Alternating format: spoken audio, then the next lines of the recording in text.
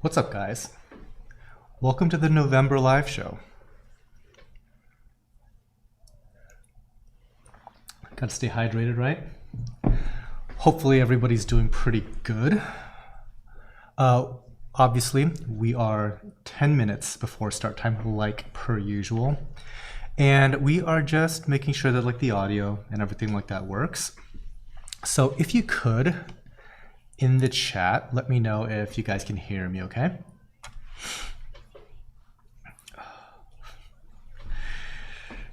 Yeah, so I understand that Jim Brown just mentioned Buckeyes or live show. Yeah, college football is a thing, I guess. Let's see.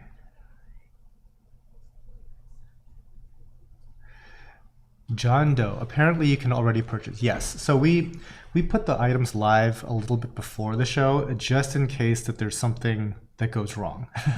So there's always a little bit of a jump start on some of this stuff. Good. Thank you guys so much for letting me know about the audio. Sounds good. If you need me to turn up my volume or anything like that, let me know. But generally speaking, I can kind of just tell from my little control panel here that audio should be pretty good. Let's see if I can point it at me just a slight bit better.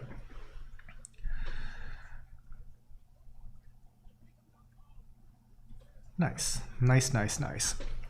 So what is going on here? A ton of like little projects. Nothing really worth, I guess, mentioning. Nothing too stand out. But it's just a bunch of like, it's almost like stuff that I practically don't even remember, because it's just this blur of random activity. And at any given time, like there's 10 different projects at various stages of progress, but none of them are done.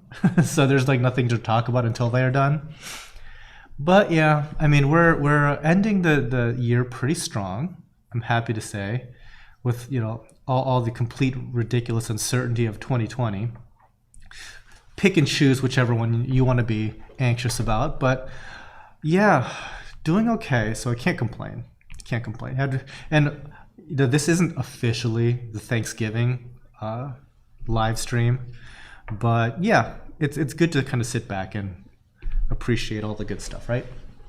So let's talk about aquarium stuff.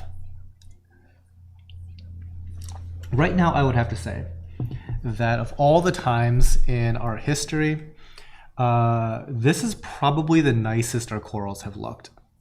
This is the first year that we've had like this level of staffing. And I gotta say, there really isn't, there's no way you can get around like how beneficial just having extra hands around just to do all the different things is. So yeah, it's definitely made a huge impact on like how nicely the different aquariums are running, how healthy each individual coral is. I mean, usually there's some small percentage of corals that are always gonna be unhappy, right? There's tons of different tanks here. There's tons of different corals, and not every coral is gonna be particularly happy about a certain set of conditions. But now more than ever, I would have to say that like the ones that are struggling are so few and far between. It would take out, like if somebody were new and had never been to Tidal Gardens before, it would take them hours to find like any of them, because they're so particular as to like which ones are doing poorly at any given spot. So yeah, I have to say the additional helping hands, good stuff. And this is coming from like Mr. Automation guy. If I could do everything with robots, I would, but we're really not there yet. And on top of it, I'm actually late to the automation game. So first things first, we need to get a couple things in place just to do some more continuous monitoring and stuff like that. We'll start with that as far as automation goes. All right, going to get caught up on chat. We are 5 minutes away from the coral portion of the show. Let's see. Yeah, Diacanthus Reef said audio and video looks good. Let's see how that switchover goes. Lately, it's been pretty good. I have to say, like, it's not too bad. Before, when I switch over not the overlay, but the actual like the background to show the all the different corals, sometimes the stream just freaks out. But so far, we're doing okay. Hal Scott, can you modulate your voice to be even more soothing? I bet I could, but I don't know how. Like when it comes like this, like the video stuff, I am top tier video guy. When it comes to sound, I am like third string garbage when it comes to that. Like I don't know why I get random static in my feed, stuff like that. Okay, real quick, let me say my thank yous to the Patreon crowd and the YouTube membership crowd. So I have to say, on social media, I kind of shared this, but this video was demonetized by the YouTube algorithm. And so I always say, you know, like it happens to everybody as a creator on this platform. It happens to everybody. It's happened to me a number of times, but this is just the most recent time. It's funny because this live stream wasn't live until 5 minutes ago, meaning the YouTube algorithm had a problem with just an empty live stream. I mean, there was nothing. It was just like a black screen and their own countdown timer, but somehow that triggers the algorithm. So I'm like, whatever. So for the folks that are financially supporting us directly through Patreon and YouTube membership, thank you guys so much. So you guys get your shout outs. Let's start with the Patreon crowd: Bill Russell, Brandy Camp, Christopher Frame, Jeremy Altman, Joseph Debo, Alan Jackson, Chuck Admire. Oh, I can never pronounce this guy. Did you? Ernest Wallace Jr., Gene A. Van Vorst, Greg Zimmerman, Gwen Nicodemus, Hal Scott, what's up, Hal? Harkins Aquatics, Jordan, Keith Singer, Kevin Cortez, Lisa Clow, Phil Harton, Puddle Aquatics, Reef Infidel, Rico's Aquariums, Rigoberto Rodriguez, Ryan Kern, Santa Nomine, Scotty D, Skylar Korn, Sue Hemmons, The Classroom Reef, Thomas Tarrant, Zara McIntosh, Rebecca Hull, and Tim Garner.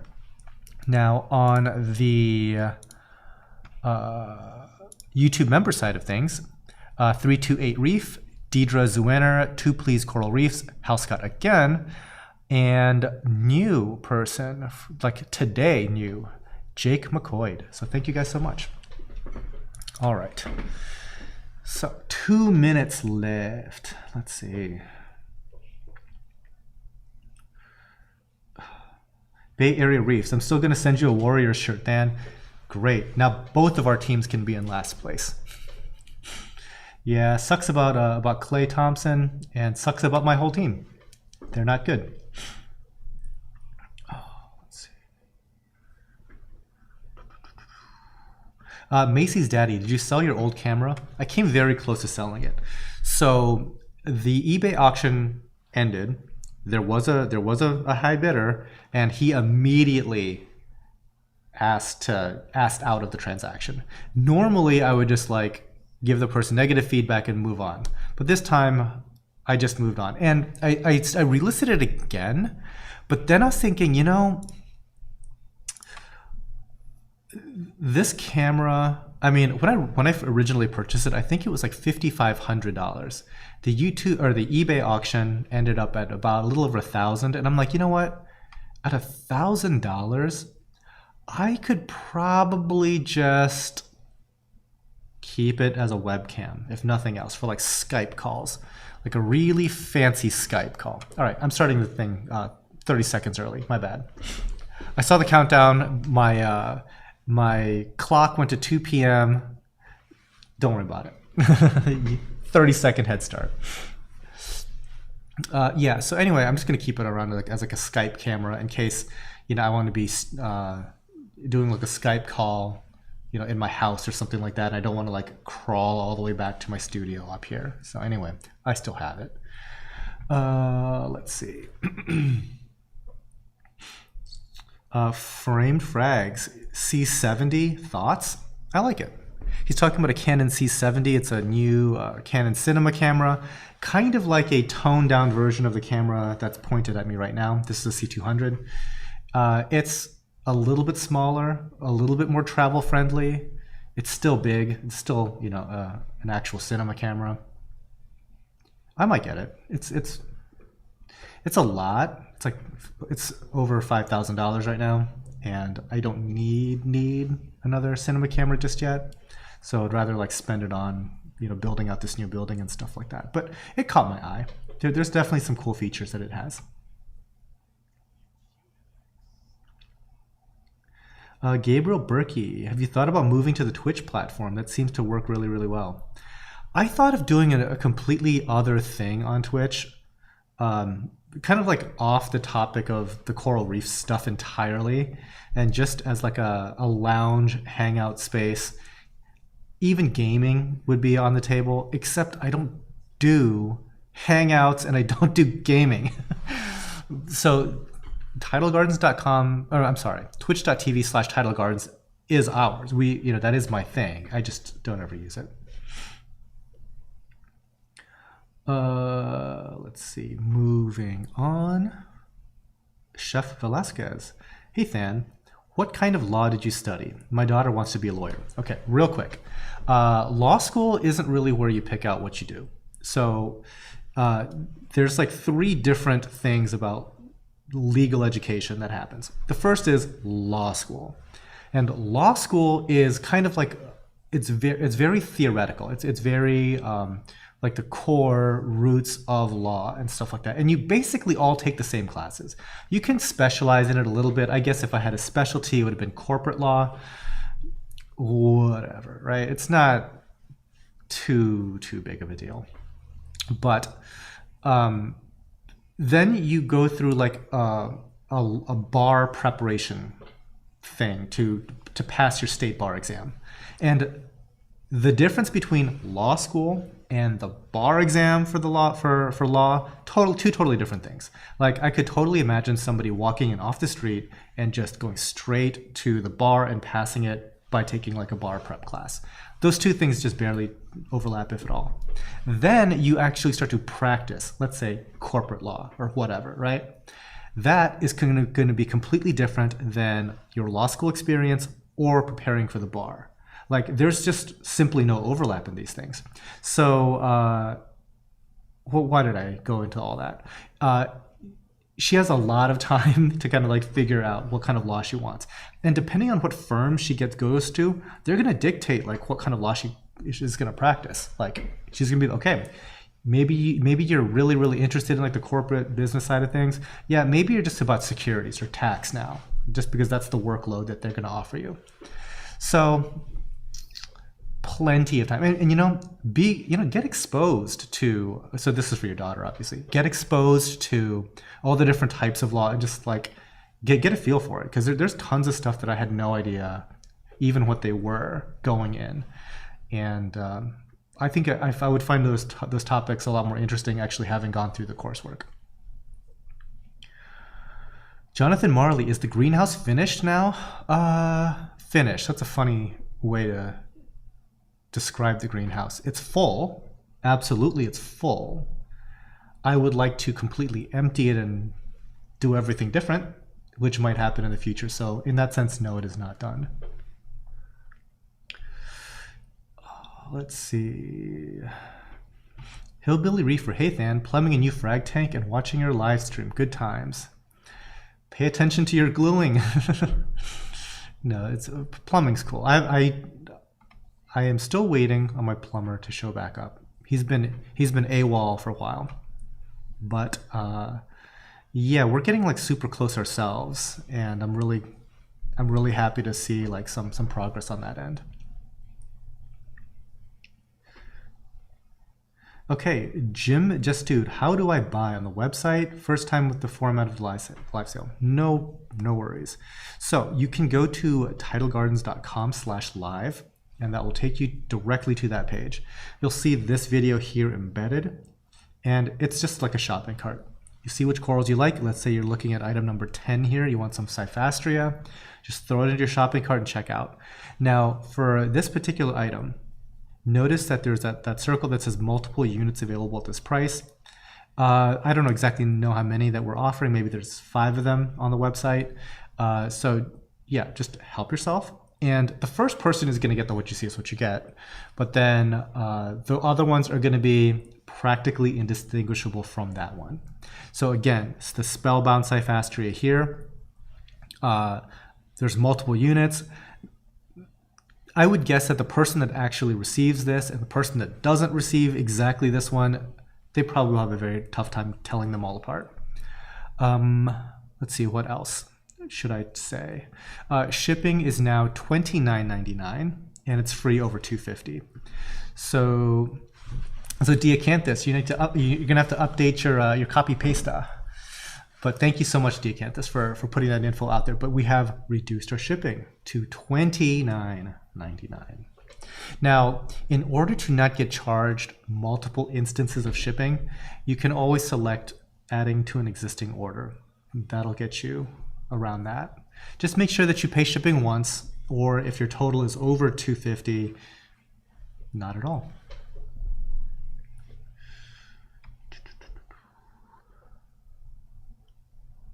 Farmed frags. My friend is doing corporate law. Yeah, I've got a few friends doing that. It's a thing. There you go, Diacanthus. Thank you. Let's see. Alexandru. Hey, Than. How do I get a goby to eat some food? I've had it for 2 weeks and he's very thin. What I would probably recommend is just to try a bunch of different foods. It might be like a particular type of food that he's looking for. I would probably try different times of the day also. Always just kind of like make the food available. Sometimes though, the shipping stress that goes part of the fish aspect of the hobby, it's really tough on the animals. And I wish I had a better answer for you than that, because we've had our struggles with like new fish as well. And we're actually in the early construction phases of an entire quarantine system just for fish. Like, I'm not a fish guy. I buy fish maybe 4 times a year at most. Like, wholesalers don't like me. Well, okay, that's not even true. They shouldn't like me because I don't buy anything from them. It's like, it's so infrequent. Like, pretty much every single time that I go to like any particular website, my account's been like suspended because I haven't logged in forever when it comes to fish. But our systems are such that like now just the process of buying new fish puts all of my existing fish at risk. So we're putting an entire whole thing just to bring in the handful of fish that we do. So, and like I said, sometimes, especially fish that are kind of new, like freshly caught, they're in really, really bad shape. I mean, they might not have been eating for a while and they're still not gonna be eating. It's kind of bad. But like I said, just try some different types of food. Yeah, maybe feed it like first thing in the morning, lunch, and then right before lights go out, that sort of thing. That might help. Fish Whistler, do you ship to Canada? Unfortunately, we do not. We only ship to the US.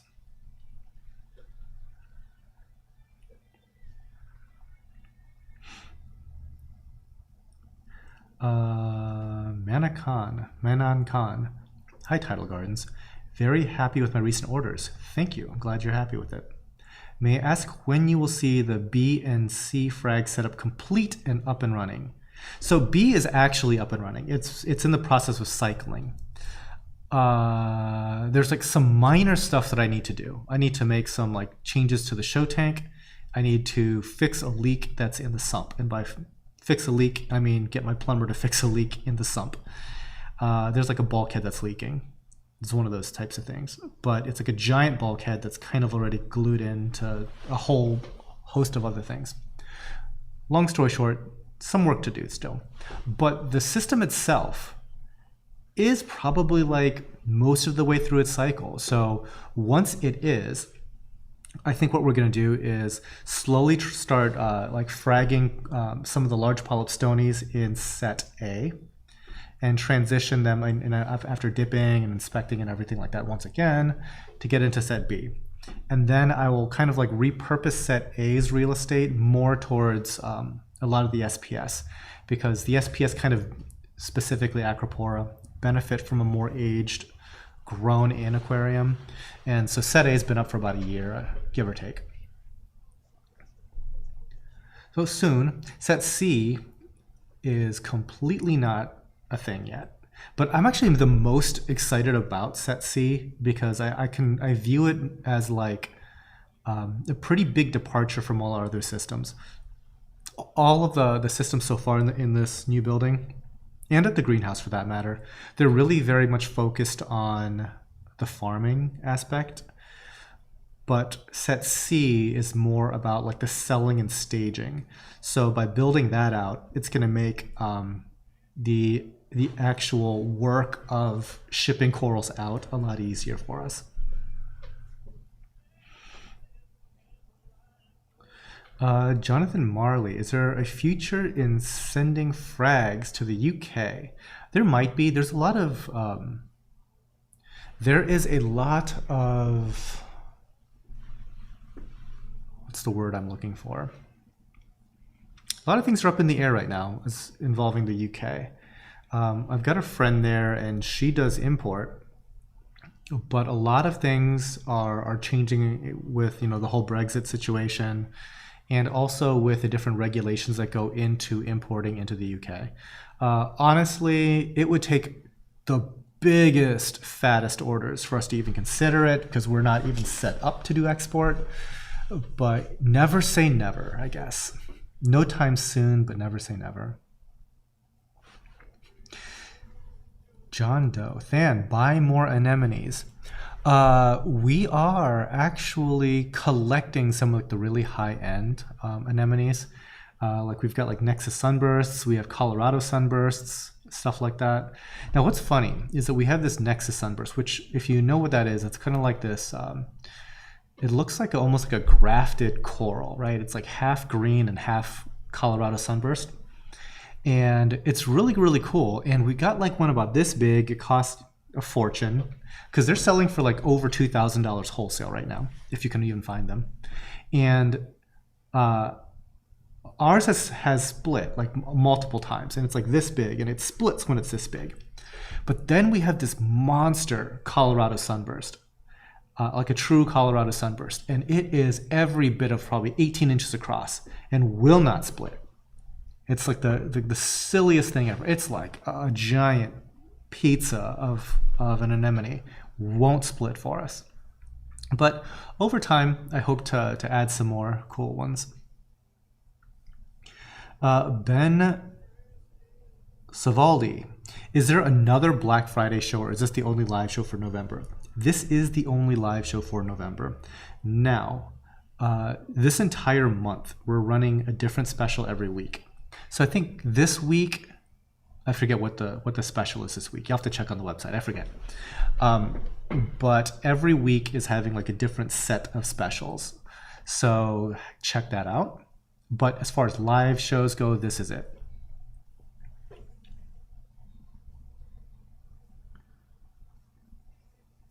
MXR52T. I've noticed that one latest trend is Euphyllia and Goniopora. Are you farming these and will be available in the near term?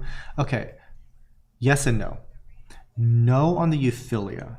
For whatever reason, Euphyllia for us are like super duper slow and not working out. So we are actually getting a lot of our Euphyllia from hobbyists that are, you know, cutting up their Euphyllia. That seems just to go way better. So our stuff is still, I would say, like very much propagated for the most part. But as far as like us doing Euphyllia, it's like, it's kind of a non-starter. Now Goniopora, we're trying to actively farm that stuff, yeah.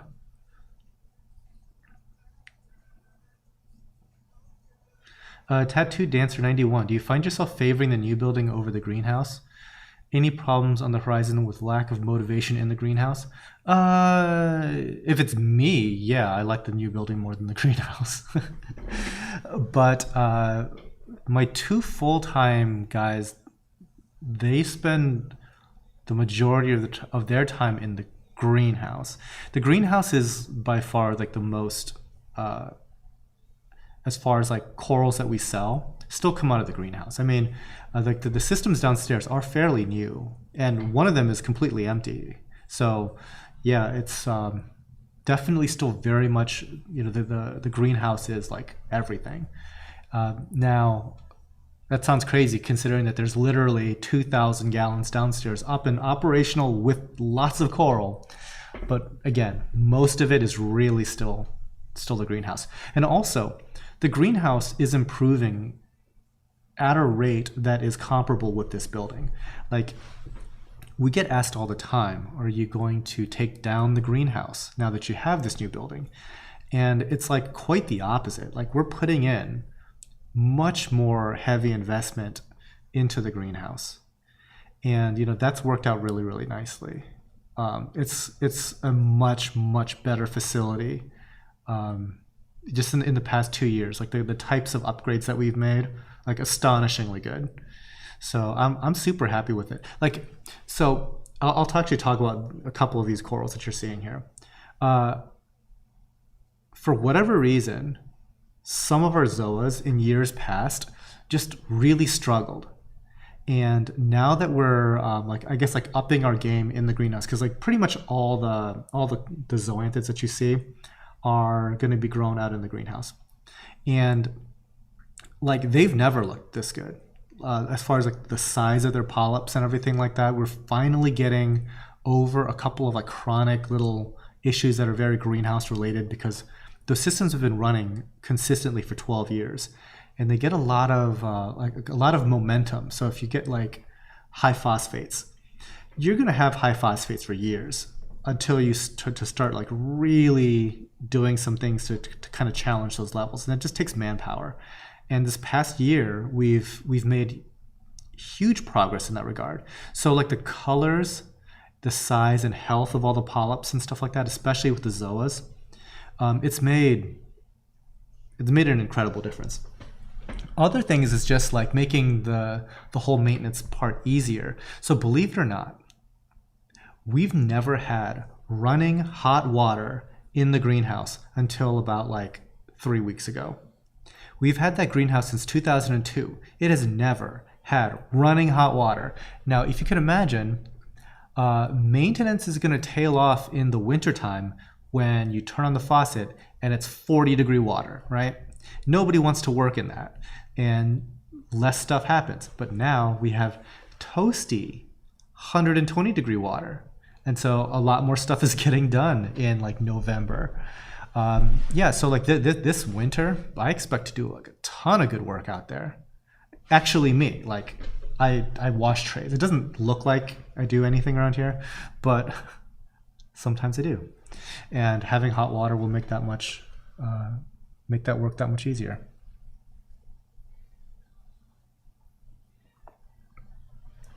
Dead Space Veteran. What's the best selling? Good question. For the longest time, it's like really the basic staple stuff like Xenia, things like that. Lately, I think that people have been buying up Montipora in really large quantities. Partly because we probably had it on sale last week and it's fresh in my mind. But people have been like going crazy on the Monties.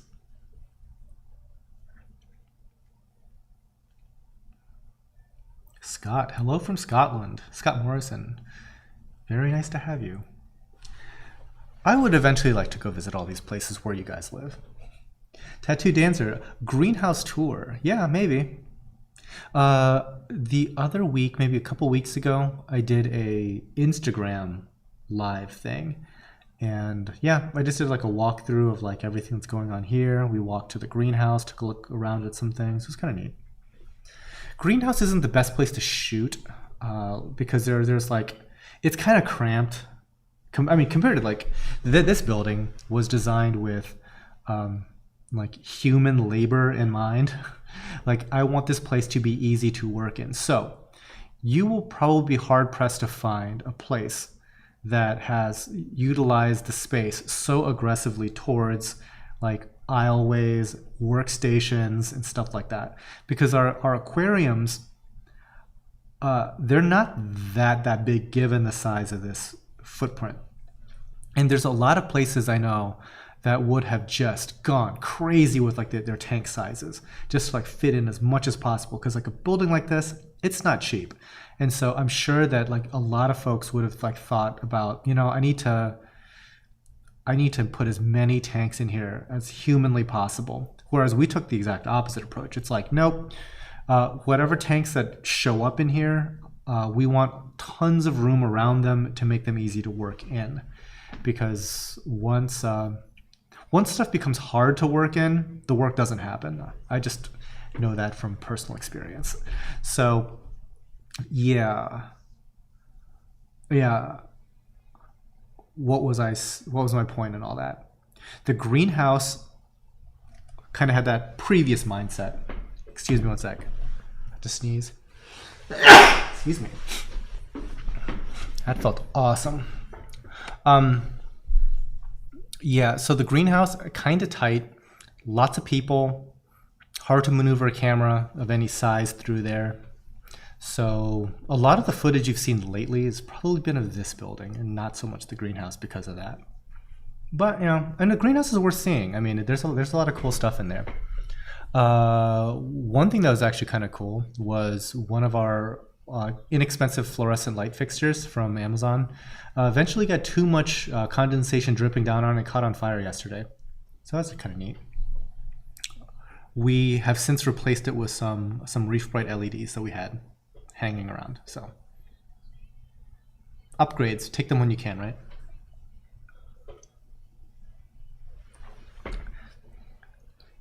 Nikolai Morel, look forward to seeing you in Denmark. I'd like to come and hang out in Denmark. I've heard very nice things about Denmark.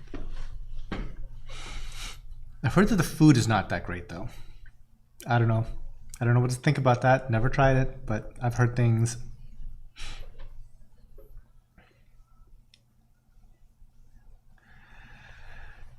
John Doe, I've purchased about 10 different Favia from you in the last couple of weeks, getting ready to move them from the frag tray. Can you give me some advice on placement around the tank? So not so much. You know, they're pretty middle of the road, everything. I would just make sure they have space, because the last thing you want to do is run into those aggression issues. They are pretty aggressive towards one another and other corals. And even when they're getting aggressed by other corals, they'll oftentimes lose those fights. It's much easier just to securely place them down and give them plenty of room. Hal Scott, it is not, well, it might be COVID, geez. I was gonna go and visit one of my friends. He's actually an importer. I'd bought some corals from him. I was like, yeah, I'll just come and pick it up. And he's like, yeah, I'm not gonna be at the office. The guys can help you out, but like a whole bunch of us are sick because they got exposed. And so just in case, they were, you know, having to keep a whole bunch of people at home and stuff like that. I'm thinking, I'm not going to come. I'm not, like, yeah, it's like I barely leave the house as is. It's like, you know what? I don't need to take that risk. Not for this. So I'm like the biggest hermit these days. That's what I do.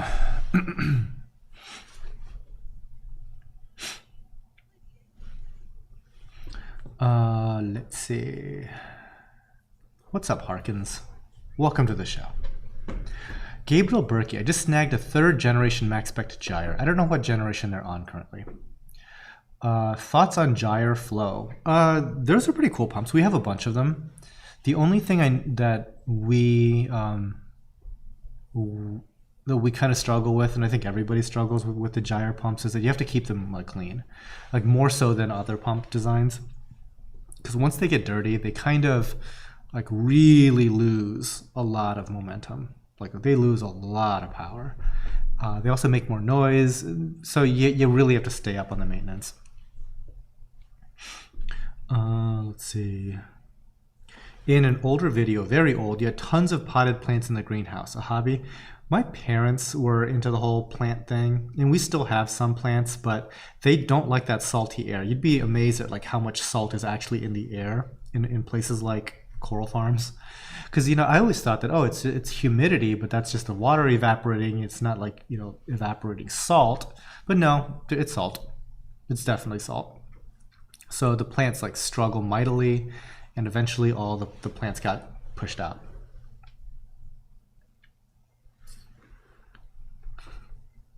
So Nikolai Morel, real quick about food, right?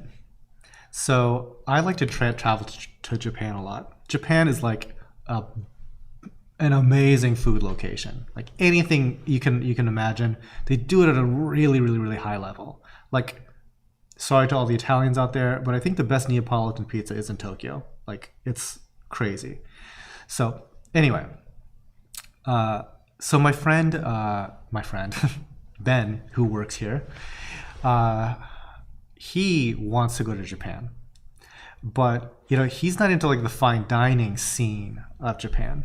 He is all about the fast food scene. So when you bring up like Burger King, McDonald's, KFC, he wants to hit Burger King, McDonald's, KFC, just to see how it's different in other countries. I'm like, you're going to Tokyo. The first thing you want to do is hit up KFC. One's palate is suspect. Justin Harris, any glitter bombs in the show? There are none. We are down to 2 specimens right now, and we have to let them have plenty of time to grow out.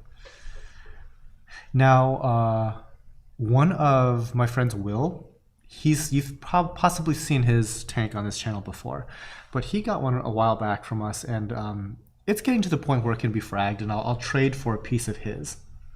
But it's not quite ready just yet, so it'll take a little while longer.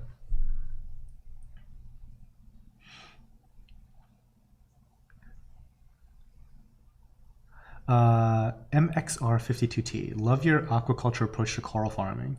For all the coral farmers I've seen on YouTube, you seem to be the best dressed. That's a low bar. Let's be real.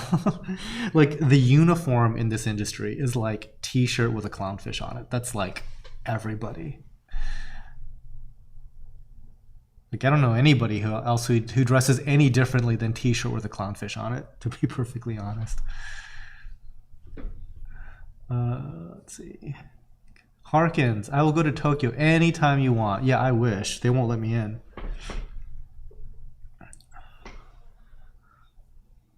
Kirk Johnson, what kind of lighting is needed for a yellowbird's nest?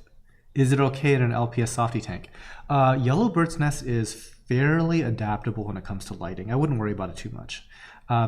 There's some variation in color, but it'll do just fine. Like what you just described, it'll be fine. We've kept it in lower light, we've kept it in higher light. It's fine. In Singapore, the breakfast menu is crazy weird at McDonald's. Again, going to Singapore, I'm not going to go to McDonald's.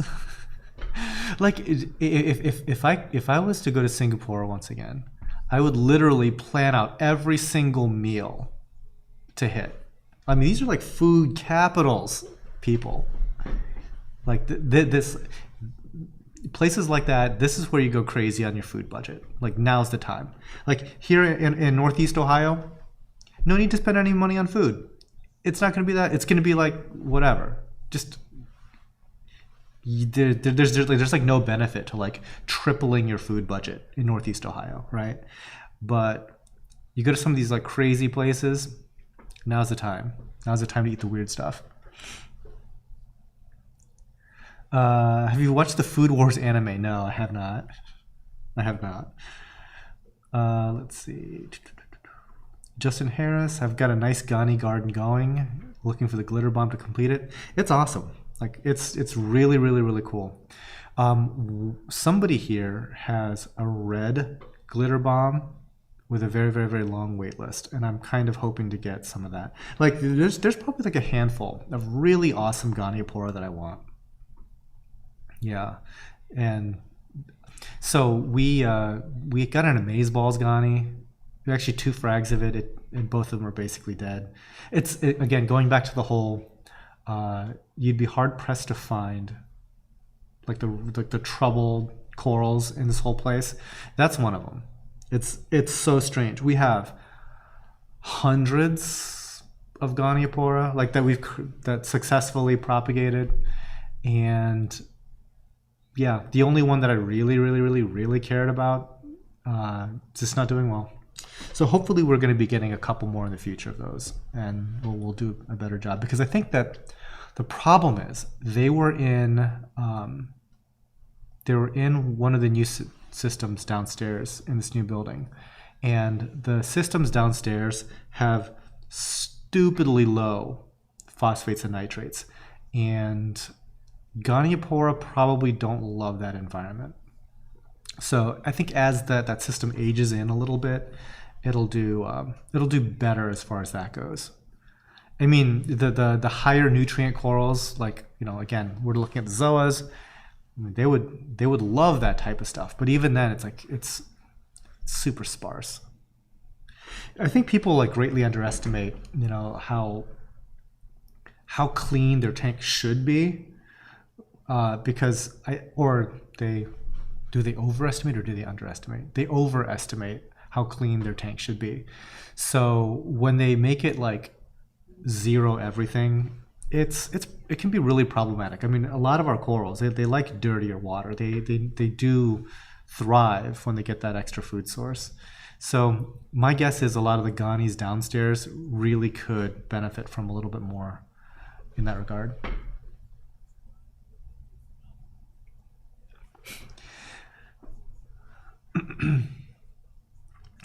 Luis, what would be the lowest level of salinity to safely cycle dry rock?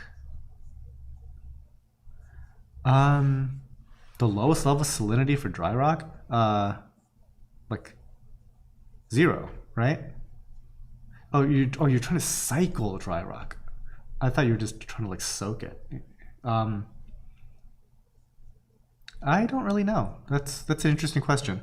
So there's like this a video like that Dr. Timms was on, and it was like a Magna talk, and I think in there he talked about like a lower salinity actually helping bacteria. So 1.021 or something might, like a lower temperature and lower salinity was actually good somehow. Nikolai, thanks for the replies. Really enjoyed your videos, even the 7-year-old Coral Spotlight videos. Funny you mentioned that. I went through my list of really old videos myself, and I plan to redo some of them. Given that we know a lot more now, we have, and some of them are like super short. Like the Blastomussa one is like a 2-minute video or something like that. It's like I probably have a little bit more to say about Blastomussa than 2 minutes worth these days. So yeah, I totally plan to do some remakes. I mean, we've got a much better camera now. We can see stuff better. But yeah, there's certain corals that I need to get more footage of, and Blastos is actually on that list. We have some Blasto footage that's pretty cool, but I want a lot more. Because there's so many cool ones out there, we just don't have them all in our collection just yet.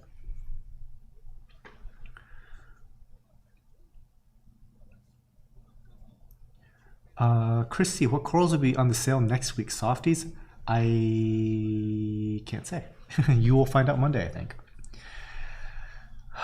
Daniel Valderrama, is there a way we can make an amino acid mix at home? Yes. Now, I can't like get into the actual formulation or anything like that because, to be perfectly honest, I don't really know what I'm doing.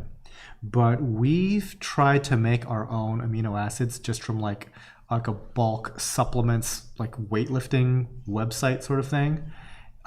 It's fine. It didn't kill our corals. So I suppose in that sense, it's pretty good. Yeah, you just make it up, keep it in the fridge. Because I think that what you don't have when you're like mixing your own amino acids from powder, the thing you don't have is any preservatives. So if you just like let it sit out, it's as if you just like let, food sit out. It's gonna get rotten, so you have to like refrigerate it. So just make sure you make enough that you'll use it fairly quickly. But as like I said, as far as like what to do, how much of whatever, I'm not the guy. We just tried some homemade brew. Farmed frags, how's your current alka consumption? It's high. We use calcium reactors here, and we are, I would say, at the point where a lot of them need to be upscaled, either adding an additional chamber, getting a larger reactor to begin with, all that fun stuff. Or, which is what we actually did, we're supplementing it with 2-part. But it's mainly 1 part. Mostly we're dosing the alkalinity portion. Yeah, because I mean, our systems, I think on day 1, as far as like the volume, it was kind of pushing the size of our calcium reactor. Now, it really matters how many corals you've got growing actively. And once we started to get our nutrient levels more in check at the greenhouse, right? Because here, nutrient levels are super low. Greenhouse, they're really high. But as we're bringing down the greenhouse levels, a lot of the corals that were previously just doing okay started to really ramp up their growth. And in doing so, sucked all of the alkalinity out of the water. So a lot of what we have to do now is kind of like rebalance, you know, what we do with water changes, what we do with calcium reactors, and what we do with supplementation.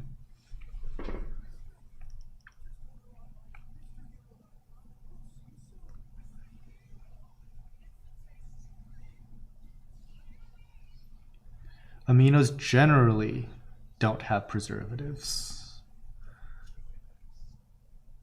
Yeah, I don't think so. Like when you're just buying like the raw powder, it's like that is just threonine or whatever. So, yep.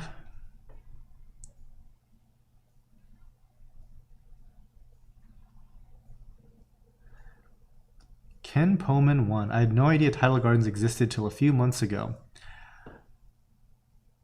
Maybe you weren't in the hobby or on YouTube or something a few months ago. I live less than 15 miles away. How did that happen? Yeah, people think that we're like located somewhere else entirely. We get that a lot. Like I think that people think that we're either down in Florida or New York or California or something like that, but it's not Northeast Ohio. Stephen Cheng, after the video ends, can we still purchase these corals? Yes. Usually we go a couple days into next week, but because of how the sales for November are working, expect that you'll run out of time like basically Sunday night. So it'll be like today and tomorrow basically that you'll have some time to shop. Let's see, Ellery Wong. True vinegar reduces pH, but not that much in solution. Okay, so you guys are still talking about using that as a preservative. Gabriel Berkey, thoughts on Triton method? I have not tried it.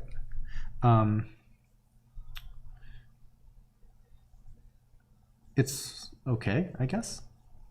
Yeah, actually, I don't know too many people that do it either.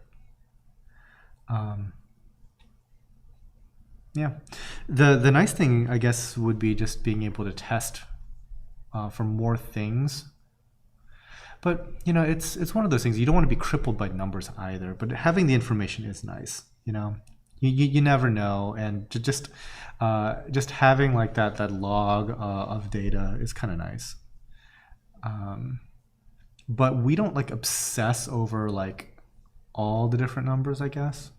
Like we just, you know, we're trying to just maintain like a couple of parameters more tightly, and that seems to kind of like fix the overall system.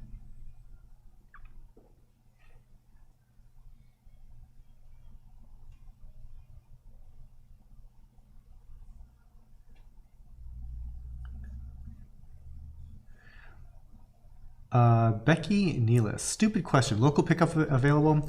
It is available. However, we're not having people come into the facility or anything like that. So a local pickup is basically us bringing your order out to your car.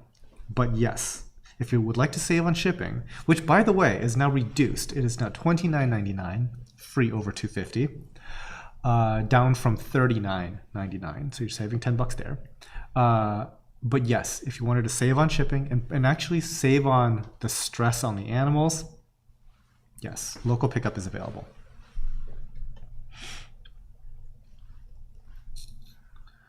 Ohio is actually a huge aquatics location. It kind of is.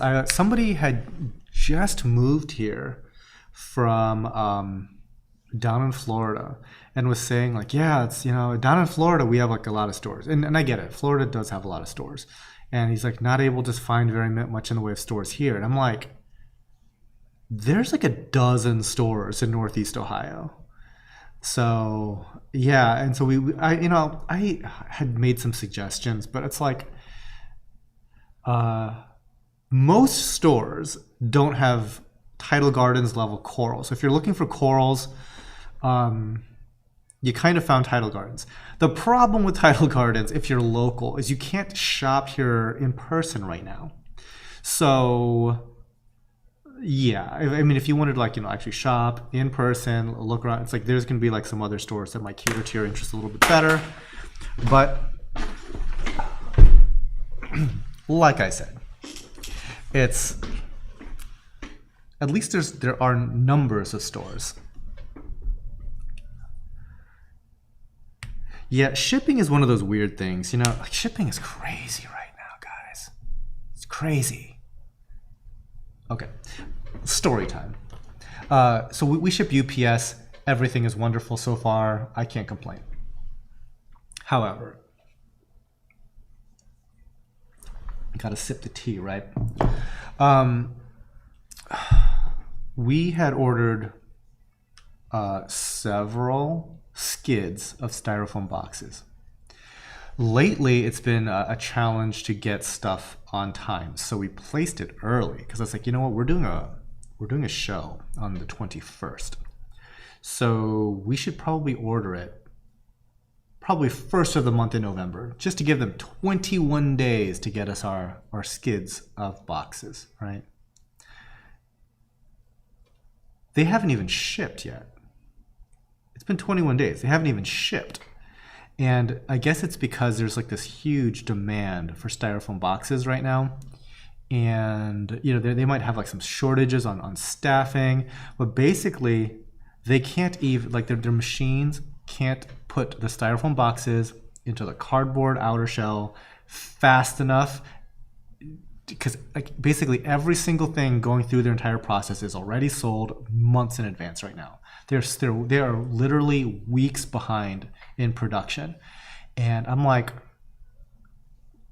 I don't know how it's possible, but we might be running really low on styrofoam boxes here. We have an entire building full of styrofoam boxes, and like this live show itself and just our weekend sales might clear us out of like multi-skids of boxes. And I'm like, okay, so normally the company that we deal with is a local Ohio company. I chose them specifically because they were in Ohio. But we purchase at such a large volume that they end up just drop shipping it directly from the manufacturer. Cool, right? Usually, when they're not weeks behind. So I'm talking to these guys in Ohio, and I'm like, what do you have in your warehouse? Okay, look at my order. Of these boxes I'm looking for, what do you currently have? I bought every single thing in their warehouse. I cleaned them out. They're like, they're just probably like looking around, like kind of freaking out, because it's like the only thing I didn't buy was when they had already opened a skid of boxes. Because once they open a skid of boxes, then they have to charge per unit, and it's more. Whatever. But yeah, it's like anything that was like still a sealed up a pallet ready to go. It's like, yeah, give me that. I cleared out their entire warehouse. So anyway, yeah, that's a thing right now, shipping wise. Yeah, it's so weird. I mean, there's a shortage of glass tanks. There's a shortage of like all kinds of things you just wouldn't think about, you know. There's a shortage of saw blades for cutting coral, like lapidary saws. I don't know if I'm saying that word right, but like the saws that we use in the industry are used to cut stained glass windows. And lapidary, yeah, but those saws are hard to find, like really hard. And the guy that I usually would purchase from, he's like, I get them on eBay. I'm like, oh, great. Great. Know how this is gonna go. All right. Anyway, that's my fun shipping shortage story.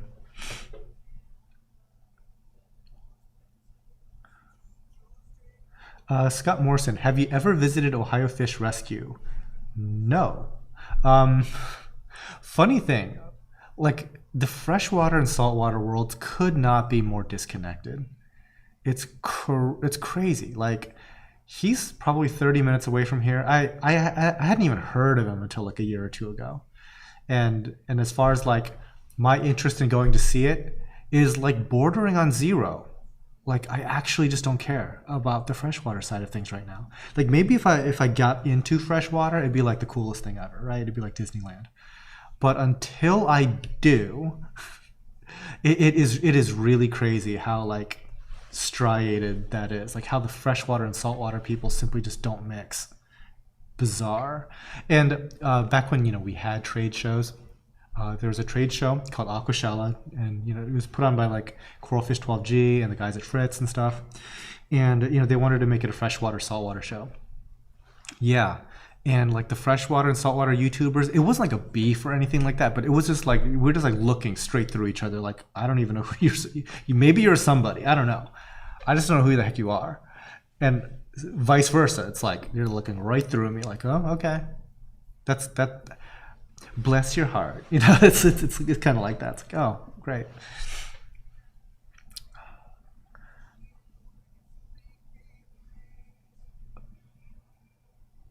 So, real quick in chat, would you guys be interested at all if I did some freshwater content? Like, I haven't had a freshwater tank in 40 years. No, 35 years. I've never had a freshwater tank in 35 years. Would you guys be interested if I randomly set up a freshwater tank and just said, here's my freshwater tank update. It's full of, I don't know, some freshwater thing. Maybe. I'm sure somebody out there could help me with that, right? So let me know. I mean, obviously, I'm coral guy as far as like YouTube goes, but I don't know. Some people enjoy watching me struggle through something new, I guess. And already people are like, no, absolutely not. The YouTube algorithm would likely agree with you that it is not a thing. Okay, La Mustache. Question, are all of your corals for sale from your own aquaculture, some straight from import? On this show, I'd say like over 90% are aquacultured. There's certain things that we don't aquaculture at all. So things like scolies, tracheophilia, probably these days euphilia, hammers, tortoise, frog spawn. At least that's not grown from us. But like favias, yeah, we have fields of different types of favias. Let's see. I mean, there's a handful of things here and there that we do import, but I would say that anything that we could propagate at scale, we are trying to do.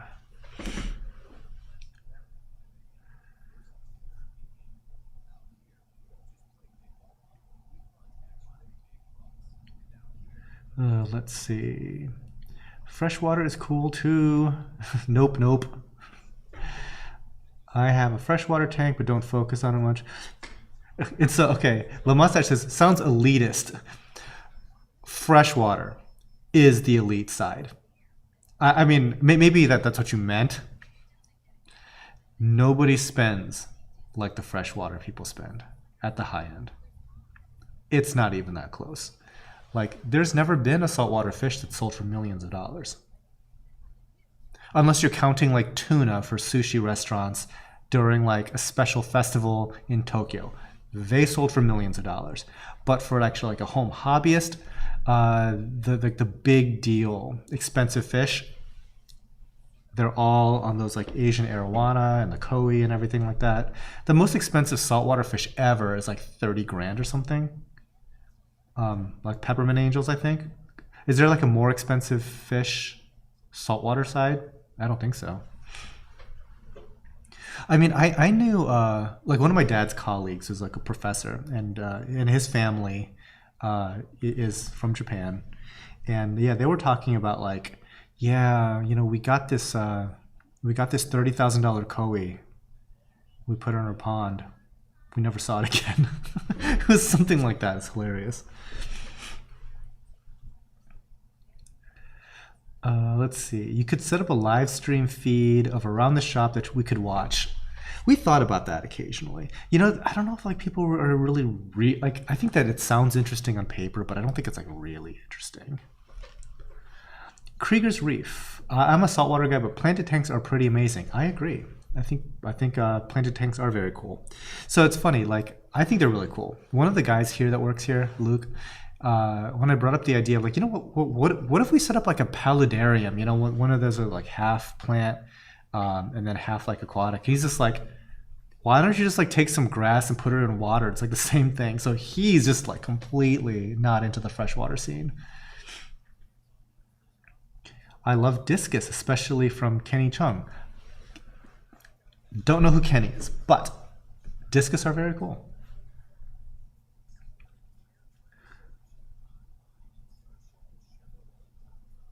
I have koi in some of the main tanks. I'm guessing it's maintenance tanks at 250,000. It's a thing. It's a thing. Ken Poman, what's the most expensive coral tile gardens ever sold? It's probably an acanthophyllia. Acanthophyllia are pretty expensive. They're like 2,000-ish in that ballpark.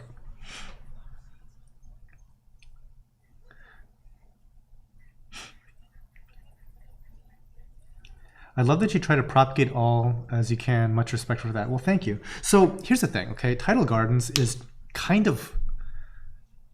it's kind of very single-mindedly focused. Like through the years, there's many ways that you can make a living in like the aquatics industry, right? You can sell dry goods. You can have like a retail store, bring stuff in from wholesalers, sell it retail. You could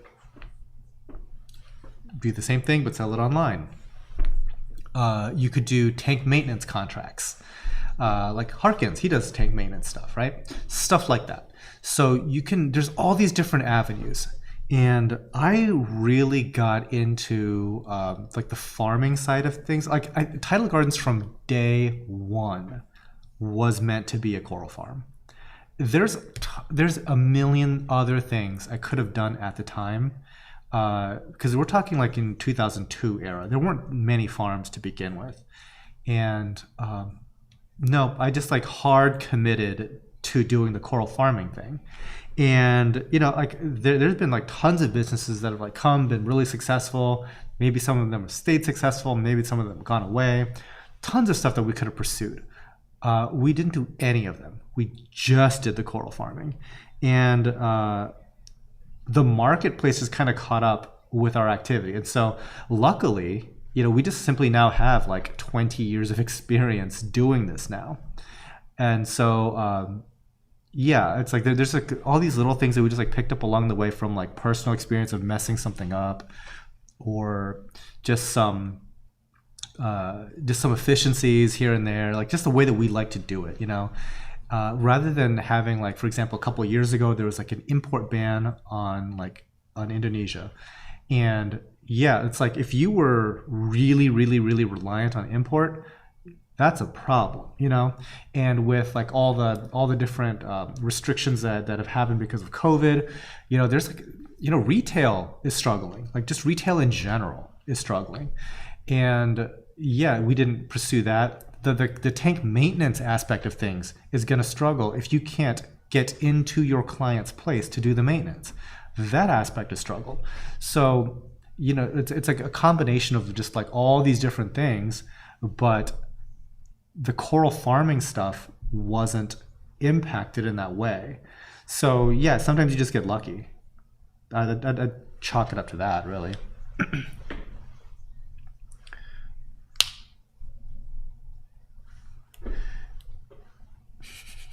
I'd watch a freshwater video if you did a freshwater pufferfish. Freshwater puffers are pretty cool. Kind of. So you know the thing that always the freshwater thing that has always kind of caught my eye was like axolotls. I always thought those are cool. It's like a gummy bear. It's like a gummy bear Pokemon. Like it's just the most ridiculous thing, and they just look like there isn't a single thought going through its brain, and that is somehow I find that very relaxing. Like when I look at my aquariums downstairs, relaxing is not the first thing that comes to mind. I see all the problems, right? And saltwater fish, not relaxing. They're all jerks. Even the ones that are supposed to be relaxing, like clownfish, biggest jerk. So I like for relaxation, I think that like brain dead fish, like koi, like like super inbred to the point where there's not a single thought going through their head, or like just like this gummy bear salamander looking thing that just sits there and does nothing. Like that is like that's where my mental is. If I needed to actually do something as a hobby. I keep guppies in my RO container. Why do you do that? John Doe, would you sell your rock with hermits and feathers that you showed in one of your top 5 videos? I probably would, John, but it would have to be a local thing because I don't want to ship it. It's just a big pain in the butt. Big pain. So I would just go ahead and try to avoid that as much as I could. I would probably sell it. It's not like I'm married to it or anything like that. It's cool, but yeah, it's okay. I've enjoyed it for years. I would be more than happy to let it go, but the whole shipping thing is like kind of a non-starter. Let's see. Yeah, I gotta say that the fun part of coral farming is like, I think it's the thrill of the hunt of finding like the really rare and cool things. And you would think that like the really rare cool stuff would be at like a giant import facility or something like that. But what I've found is like the really, really, really cool stuff is in people's private collections. And that has been, since I don't get to go out at all anymore, that's kind of been truncated just a little bit. But I did go to one person's house recently, and their collection, it's spread out amongst maybe like 5 or 6 smaller aquariums. But it was really, really, really, really well curated. Like sometimes you need to just to find some folks that have like a very good artistic eye, and they can basically sniff out like good value. And it's like sometimes I'm blind to that. Like there's certain corals I never really got into, but it turns out that they're like the market speaks, right? Like bounce mushrooms, not really my thing. Clearly, for years, it's a thing. It's a thing that I should have paid a lot more attention to. And so these guys had like a really, really, really nice choice selection. And so I basically said, put me on the list for everything here. It's like when you're ready to get frags of all of this to me, let me know, I'll buy it all. And yeah, that's like really cool, because if you're only working on that import angle, some of these corals are literally like 1 in 10,000 type things. So that's kind of like what you're up against. But if you have a look at somebody's like home collection that they've been building up for like 5-6 years of like the best stuff, it is just like, people always say, oh, such and such place is like, I'm like a kid in a candy shop. I'm like that around those private collections. If I were to go to a regular like wholesale big giant place, it's almost like me having to wade through it's like a thrift store or something like that. You're looking through a whole bunch of stuff you've seen a million times over, trying to find that like super rare diamond in the rough sort of thing. Especially if you're like coming from like my end where I have a lot of coral already. So it's just that top tier stuff that I'm really looking for, and that's what's very cool. It's when you find like in somebody's entire collection and everything on there is like amazing. I'm like, yes, I'm in the right place.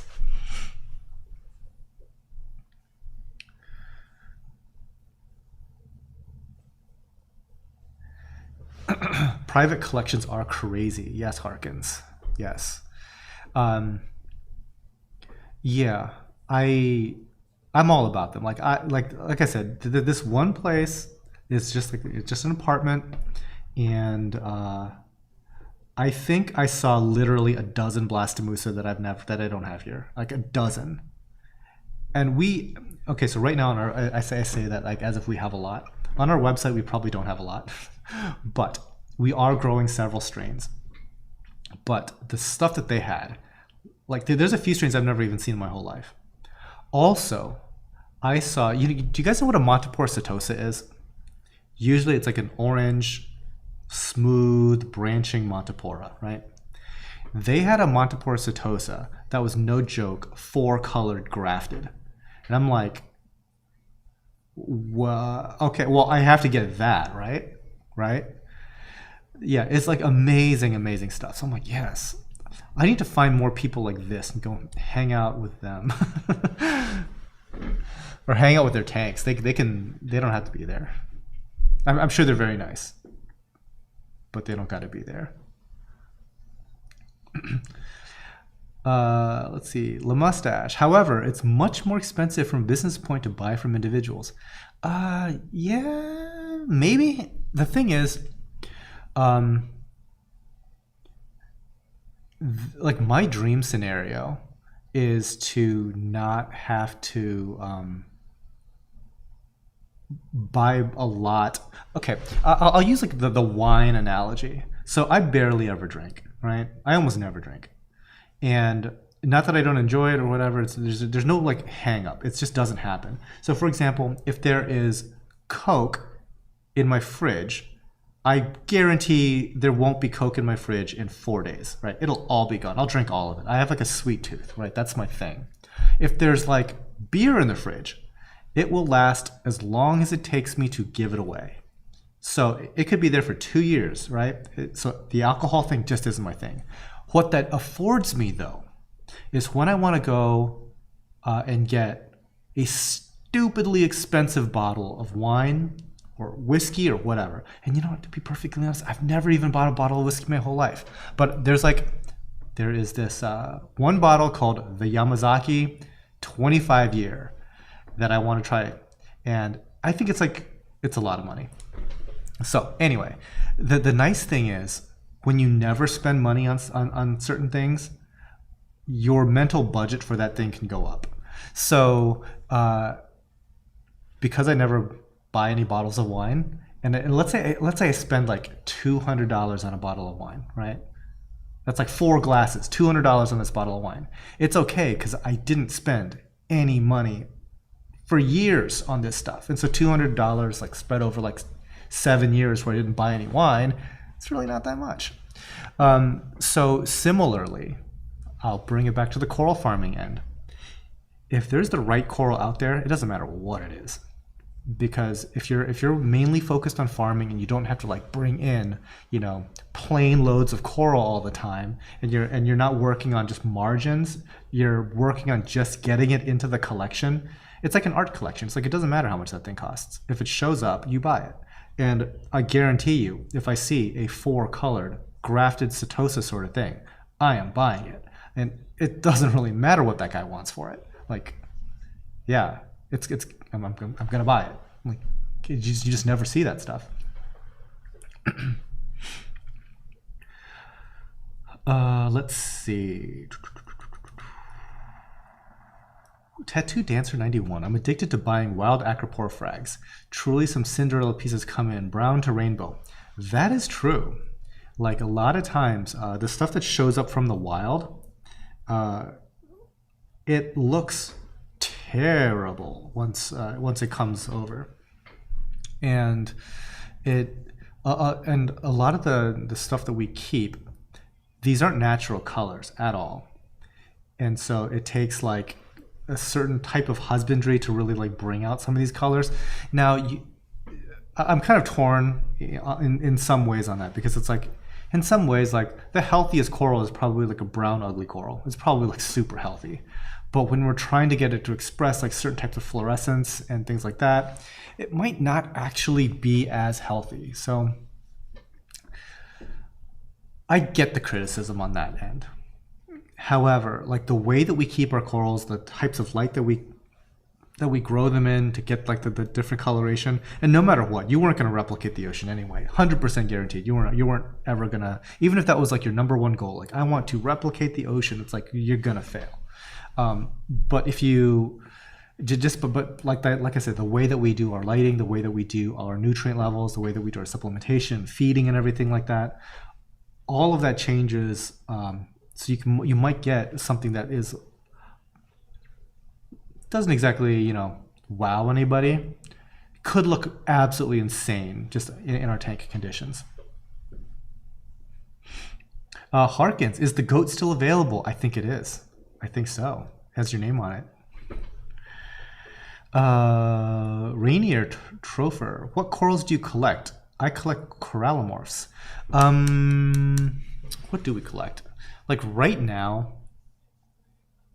honestly, right now, my staff makes all the decisions.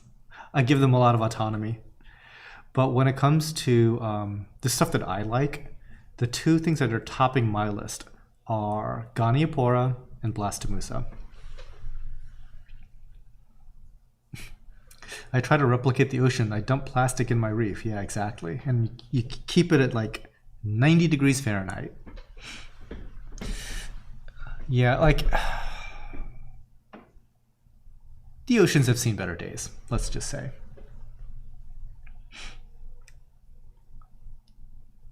Yeah, I've heard of, so when I was in the UK, met Jamie Craggs. Jamie Craggs is known for not propagating, but actually sexually reproducing Acropora.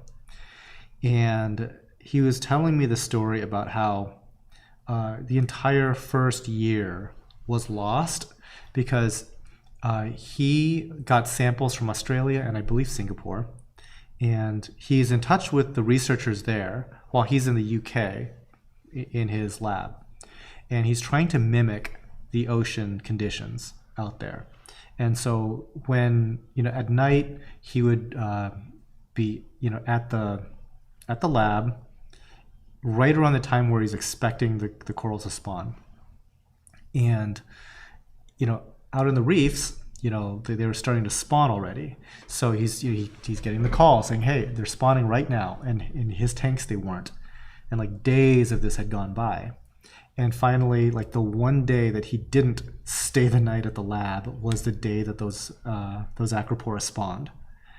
And so he has to wait the entire year again to try it again. So that really stinks. But then he was telling me like what you have to do to like make these things spawn to kind of like replicate the ocean environment. And he was talking about like how you have to like crank up the temperature like super high. Like they spawn in like the middle of summer or something like that. And so you have to keep these temperatures at like for us in the Fahrenheit world, it's like 85 to 88 degrees for months. So and just like pound these things with food to give them like enough energy to like overcome all that, and and to create eggs and sperm and all that. So he was saying that like all these coral colonies, they're all brown and awful looking. They're like almost dead. And then that last day, they spawn. And like when hearing like how kind of like challenging that is, it's like, boy, that does not sound like a good time to me to have like for months out of the year brown, nearly dead corals in like a sauna of a system to try to get them to spawn. It's like, man, Maybe it's worth it, but boy, that sounds like some hurdles, man.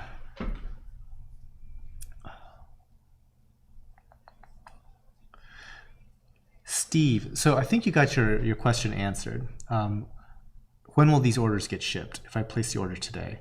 So shipping starts on Monday.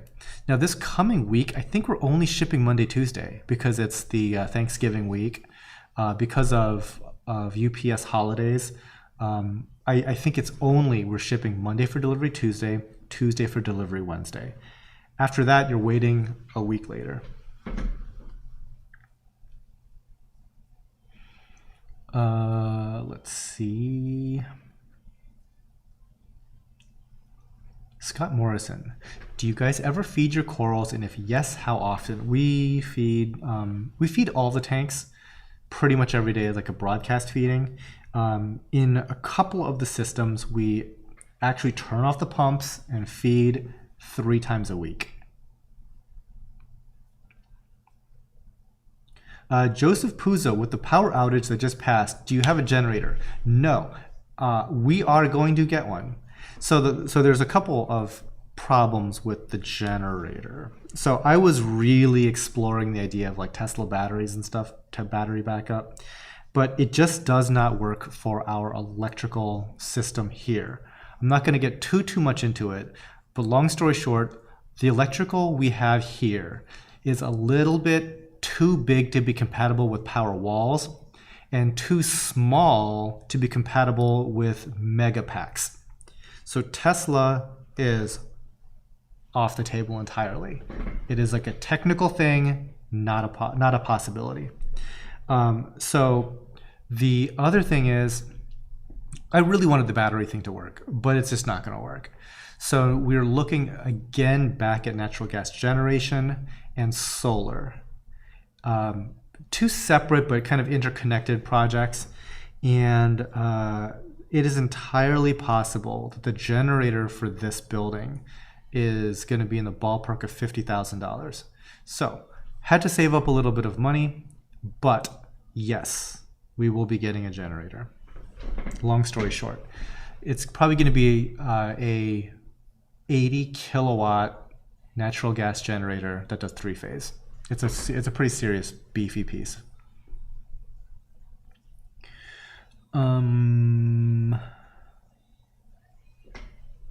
Let's see. Ellery Wong, you're having problems with some tridacna clams. Welcome to the club. Yeah, I don't know what it is about tridacna, but they do not like it here. And you know, there's a really good chance they might never like it here because we dip our corals so aggressively now. I mean, before we dipped our corals, and I think that was poisoning clams right off the bat, right?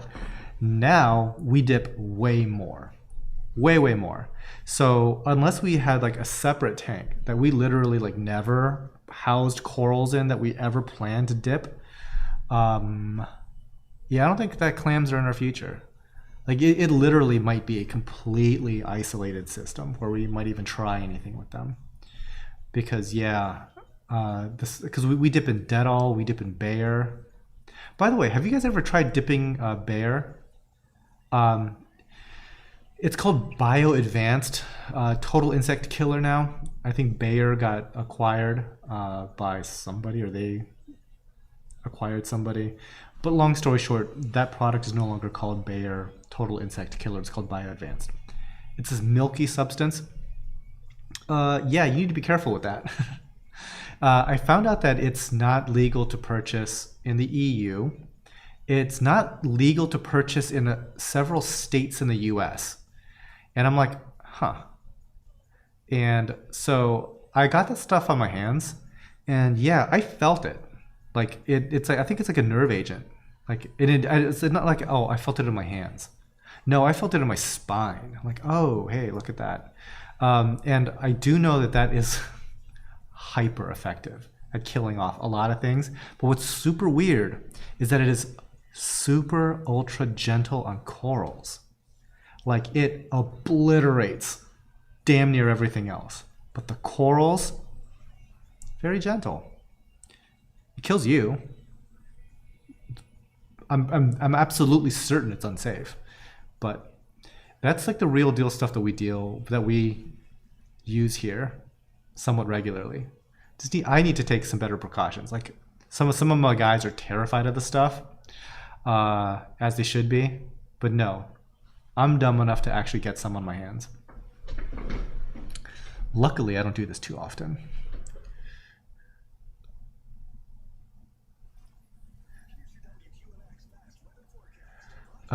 Let's see. What's your method for acro farming? Small frags from larger colonies, often many frags from a colony once a year or so. Don't remember footage of grow out colonies in your vids. That's an interesting question. You will have differing opinions on that within these walls. In the past, we just chopped up whatever, and whatever didn't sell, that's like a mother colony now. But there's a couple people here that are like more about letting a huge colony grow, and you just make smaller cuttings off that, thinking that a bigger colony grows faster. I don't even know if that's true or not. But here's the thing. The beauty of having a building of this scale is that you can try different things out. So I would say that of the two options that you're putting forward, we try both.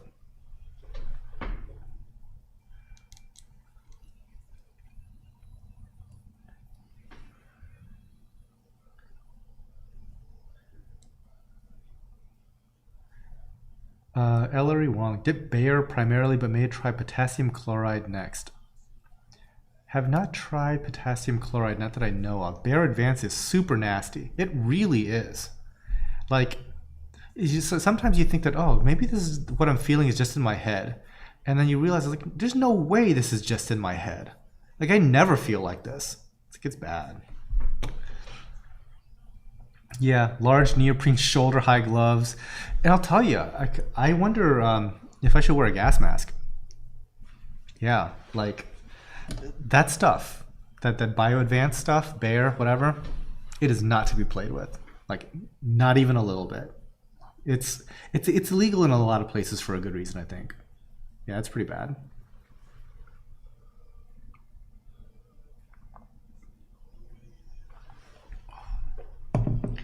Pretty bad, but also it really works.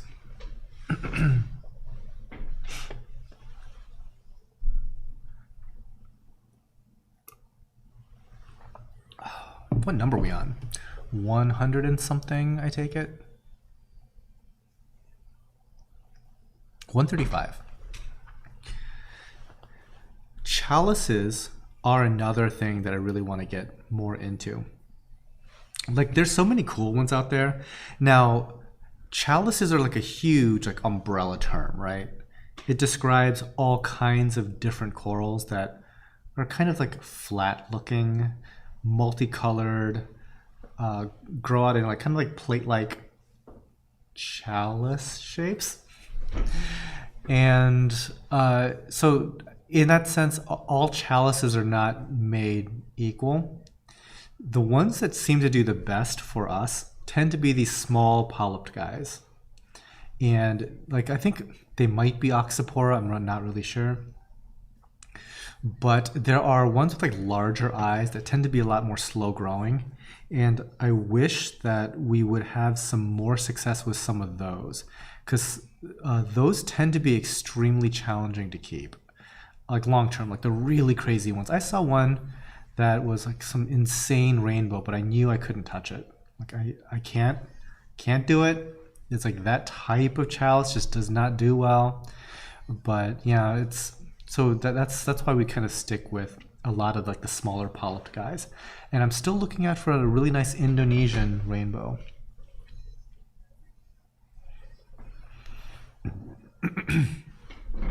Yeah, tattooed. Yeah, your employees should each get their own tank and compete for the fastest farming rate. You know, there is some truth to that. It's like, let's test your convictions, right? I don't know what's legal. It's like, can we put money on that? And it's like, all right, $1,000 to whoever wins this employee contest, right? It's like, who can grow the best, largest, brightest colored thing? Like, choose your methodology. You know, it's like, you believe this, well, let's go, right? I don't know if that's legal, but whatever. It is a fun idea, I would say.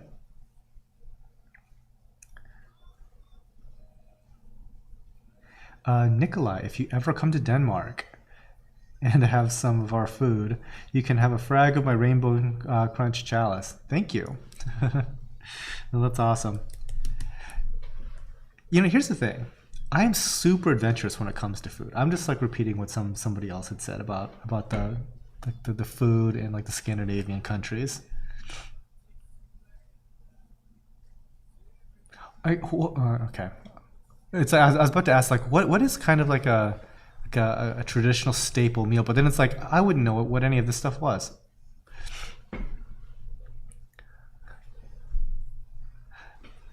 Also, I'm like really easy to impress. Like, I love breakfast food. Like, I like Bob Evans.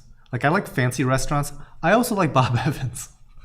So like, if you're like a really, really good breakfast place, oh man. So this is like so off topic. Welcome to the Tidal Garden stream. Everything here is off topic. But so oops, that's not a thing. My bad. Sorry, Steve. Can't take your call right now. I don't even know how to work this phone. Okay. I don't even know if that's like my ringer. I could just turn it off. I'll turn off my phone. All right. So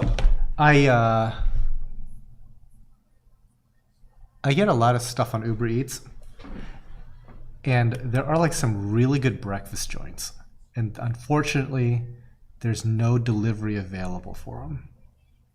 I'm so upset. Anyway, it's got me thinking about eggs and waffles.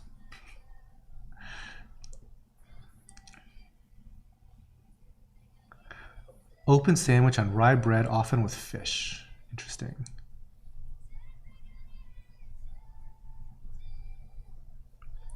Van, you think the coral hobby is growing? I started back in the 2000s. Lives changed with technology. I don't know. Like, it's like what I see on the internet and what's the real world. I just don't know. Like, I think a lot more of the hobby is accessible to a lot more people. I think that there's a lot more information than there ever was. So in that sense, I think it's a really, really good thing. I remember, for example, since we're all on YouTube right now, right? When I started my YouTube channel, there was literally like 3 others. Now, how many saltwater YouTube channels are? 3,000? It hasn't even been that long, guys, right? So you would think that, well, maybe it's grown. But maybe media has just made it more accessible to find this type of content, so it feels like it's growing. And has it really brought more people in? Man, I don't know. So sometimes I think that a lot of like what that attracts us to this type of media is kind of like living vicariously through other people's aquariums. I think there's a huge part of that, right? Like, there's like exotic animal channels. It's like, and somebody has like an alligator as a pet, and you know, people just want to live that alligator lifestyle through this YouTube channel. They don't really want an alligator for themselves, right? They don't really want to be Tiger King or whatever.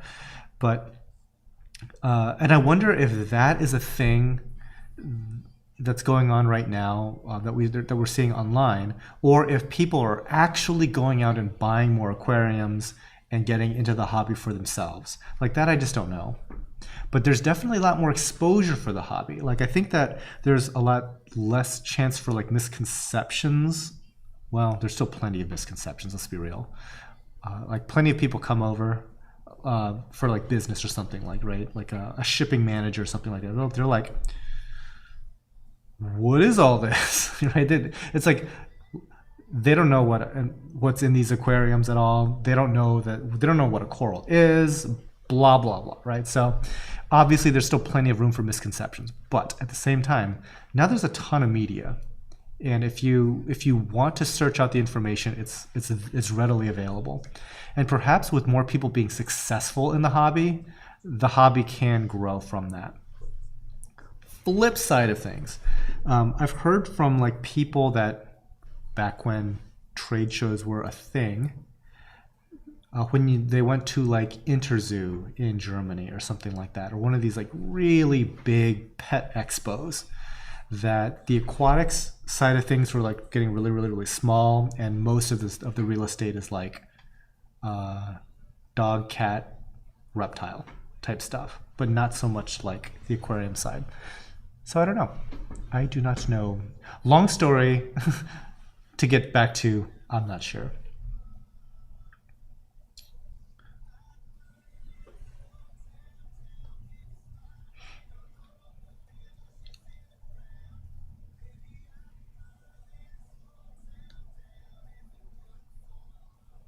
Interesting. Tattoo Dancer says, I think media hype off-puts many new reefers. They can't compete and get the same Instagram tank first try and quit.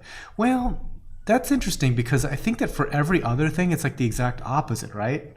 Like, I think that whether they're successful or not, they want to try it. Because I'm just thinking of like all the issues with Instagram, how like you're kind of like seeing a snapshot of perfection, but like the world isn't perfect, life isn't perfect, that person might not be real, this sort of thing, right? So and that's even true on my channel. Like there's a couple of tank reviews that I've done, and people are asking questions about this tank, and in reality that tank had been taken down 10 years ago. You know, that totally happens. So, you know, they're seeing a tank at its absolute peak, and that hobbyist has long since left the industry or hobby or whatever, right? So I could see it, but to this day, that video is still up there, inspiring people to try it. Yeah, I think that in that sense, I would probably think that the media would have like a positive, like that type of exposure to that audience would get more people interested. Let's see.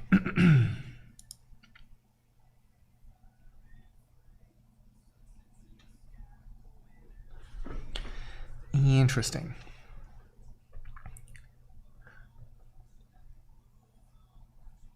So we are on item number 152, and I think that this particular show goes all the way to item number 216, I believe.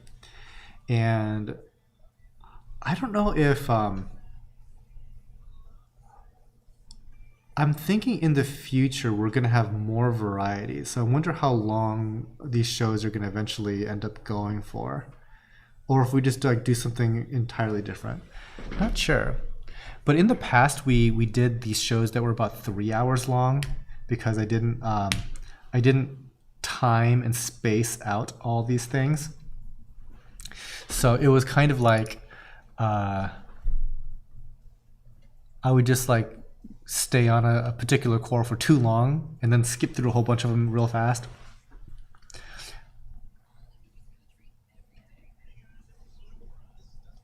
Let's see. Okay.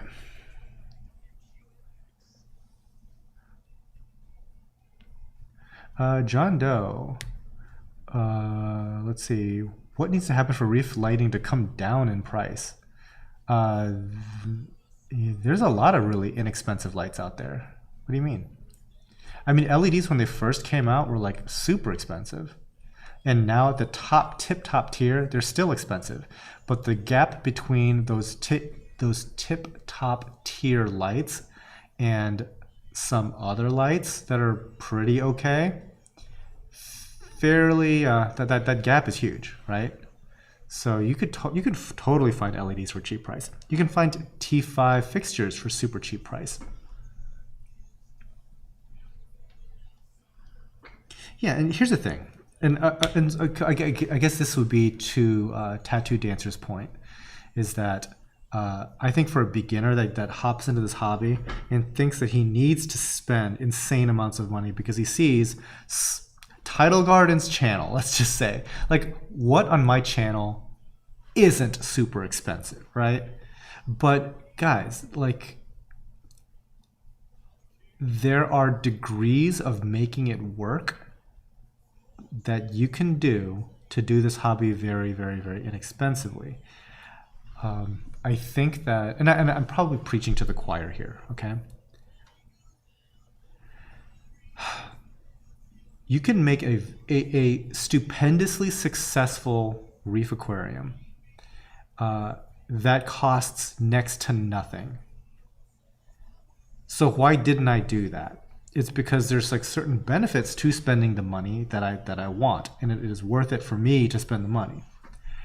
If you wanted to, you could have a tank practically of any size that you wanted. And if you were just willing to do lots and lots and lots and lots of water changes, you would need no skimmer, no algae filter, no like media baskets or filters or reactors, none of that. All you need to do is tons of water changes, and you've skipped all that equipment. Lighting, you can do it for stupidly cheap, like those Amazon fixtures that I keep on bringing up. Are they junk? Yeah, they're the cheapest things I could possibly find. However, they're still like $130 to $150, and they come shipped, right, at that price, and you just have to swap out the bulbs to something better. And you're saying, well, yeah, but you still have to replace the bulbs. I've never replaced the bulbs. It's been like 4 years. I've never replaced the bulbs. Is it good? Not really. But you're talking about cheap for a long period of time, right? Yeah, you can find relatively inexpensive pumps, and you're done, like right there. Boom. You have everything you need. You might not like actually working on that tank because there's all these limitations. You know, the reason why automation exists, it's because it's good. There's reasons why protein skimmers exist, because they're good. You know, like things like that. Like, you kind of want these luxuries in your life, but do you absolutely need them for successful reef? No, of course you don't. It's just going to be a lot more elbow grease on your end.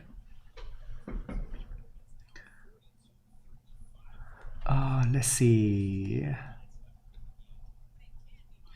John Doe, what about auctions? That might be a thing. We might try that.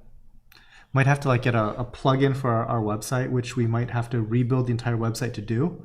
But given the time frame for our website, we might be looking to revamp it a bit.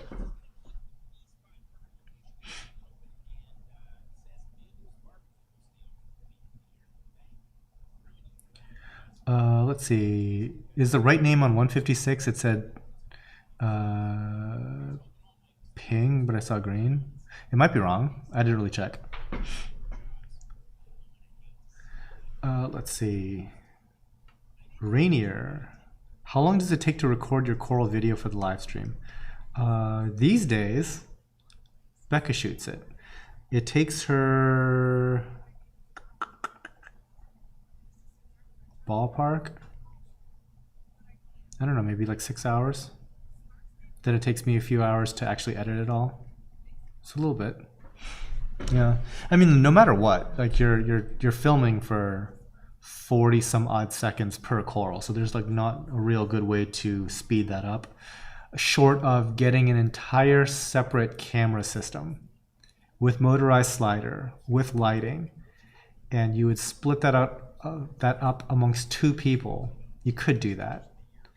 Again, going back to luxuries, right? Not only do I have to spend 5 figures in tech, but I also have to like pay double the people to do it.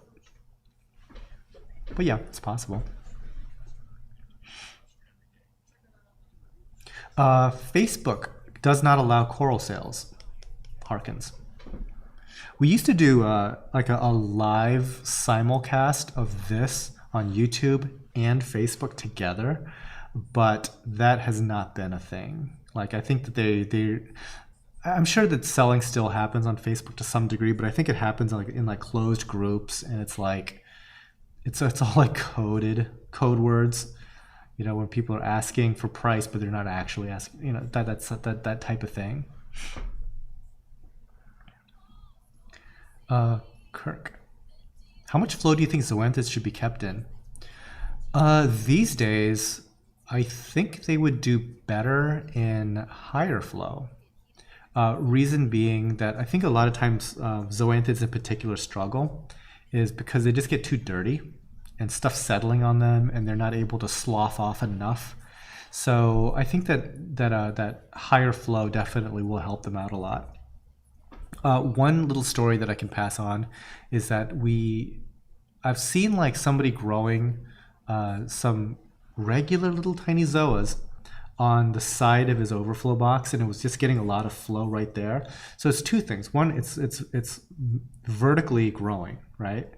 So not a lot of things are going to settle on it because it just, you know, there's no place to settle on because it's like this. And a lot of flow. And those things looked gigantic. They got the corals from us originally, but in their tank, it was easily, I don't know, triple, maybe 4 times the size. So a lot of flow, keep them clean.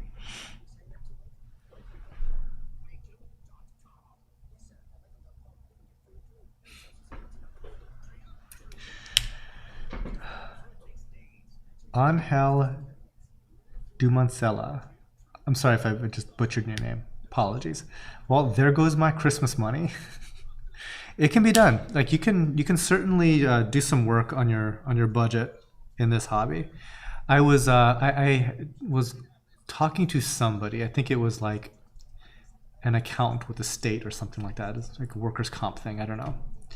And they have to like do like kind of like this annual review to make sure that like all your stuff is in order.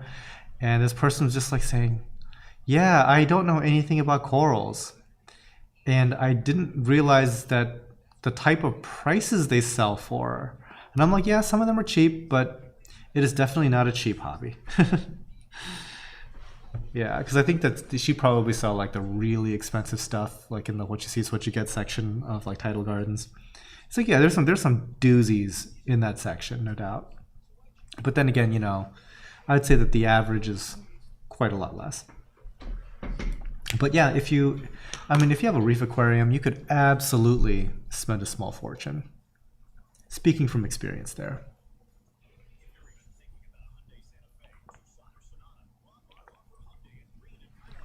Oh man.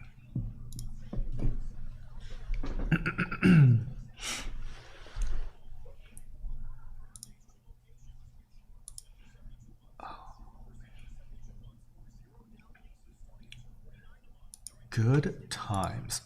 So, real quick, while chat is slow, I will say thank you to the Patreon crowd, which you see some links that Diacanthus and Harkins had posted up there.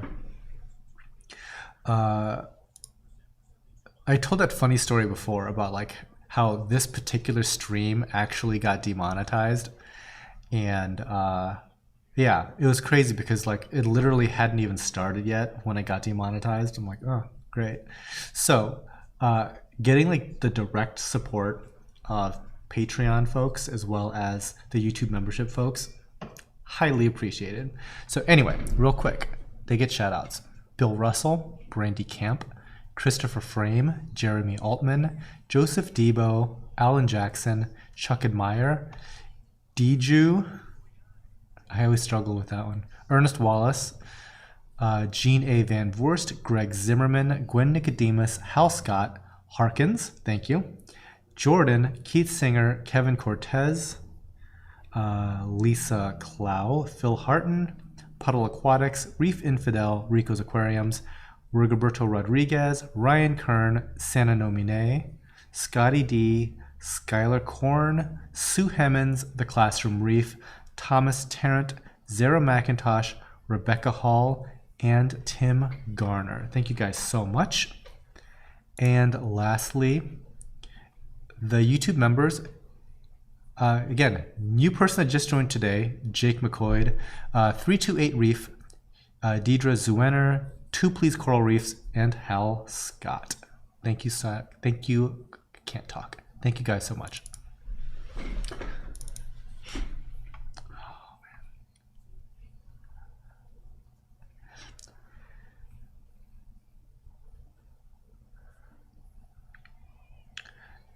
Your friend Will does Aquaforest Ultra Low Nutrient, right? How do you like the pastel look on his acros? You in the they're starving mindset? So you know what? His actually kind of don't have that look. Because I would expect it to be more than it is. He even is growing like Goniopora very well in that system. And I think that the thing that he does right, which a lot of people might do wrong with a system like that, is that he aggressively feeds. So there's all types of like coral foods and everything like that. It's like if you're starving the corals back in one way, you kind of have to make it up in another. And so, yeah, so he is like tightly, and I mean super tightly regulating the phosphate and nitrate levels. Like his nitrate might be at like 1 or 2 parts per million, period. It is 1 or it is 2. Like it is not 3, it is not 0. Super tight. And then his phosphate is like very, very, very low too. Might be like 0.005. It's something ridiculously low. But he keeps it like detectable. It's there, but it's steady there. And I think that like for the rest of it, he's pounding his tank with food. So all the corals in there, they just look pretty good as far as I can tell. Now, I haven't been over there in a while. He had just months ago, he had purchased a home wrecker and a Walt Disney frag off of us. And while they were here, they were kind of muted in coloration because they were in one of our newer setups, which again was like that ultra low nutrient, but probably without as much feeding as they should have gotten. So now they look pretty good, but when he originally purchased it, they were like nothing to write home about. They were just like, well, I don't know if you've ever seen Walt Disney's and stuff like that in like regular daylight. They don't really look like much of anything. It's really only under the blues, right? But he said that they've all colored up amazingly well in his system. So yeah, to answer your question, I think that pastel look to me doesn't look that great, but in his particular case, I don't think that it's so much of a thing because of that nutrition that the corals really do need. They're still getting. Kind of like going back to there's certain things that people like in their system, but it almost like makes that much more work for you to get that. So we couldn't ever run our systems. Well, maybe we can to run our tolerance is that tight, but boy, that is difficult. I mean, that's really difficult. You kind of have to like obsess over this stuff. And like at the end of the day, there's only like a few corals where like that level of I don't know, pathological craziness when it comes to like water chemistry, that it's even going to make that kind of difference in. So yeah, kudos to him.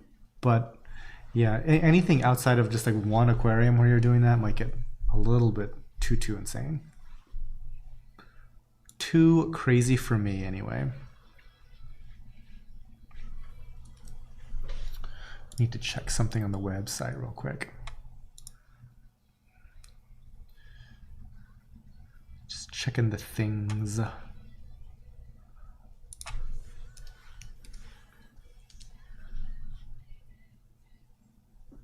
What number are we on? 180. We're getting there.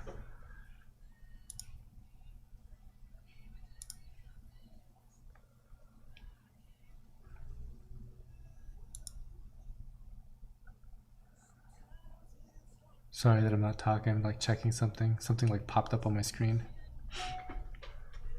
And that made a noise. It shouldn't have made a noise.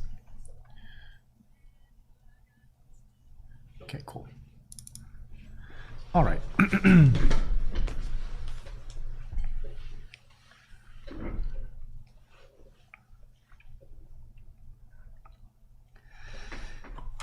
Yeah, the whole there's like so many different methodologies going around out there, and I think that for like new folks that are, or maybe not new folks, that's probably the wrong word, like folks that had been in the hobby previously that are now getting back into the hobby again.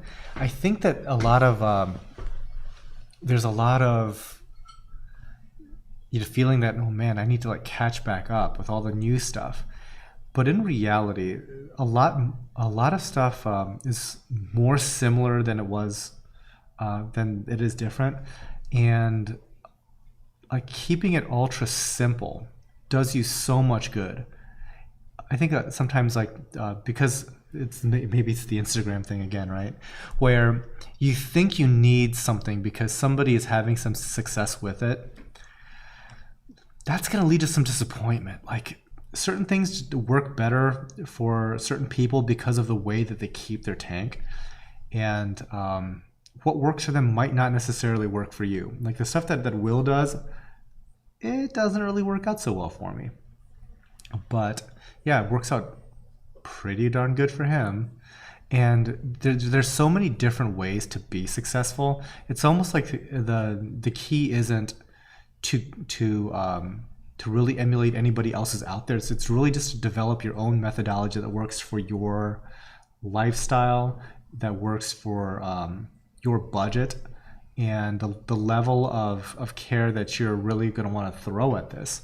Because like I said, you can make anything work in a fairly modest budget if you're willing to like really get in there and elbow grease it, right? But yeah, it's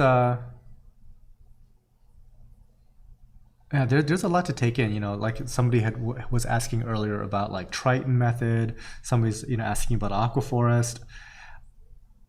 Like all these things I think could work. But again, just depends on what you want to do. The methodology that we've kind of like hovered around is pretty straightforward. Like water changes.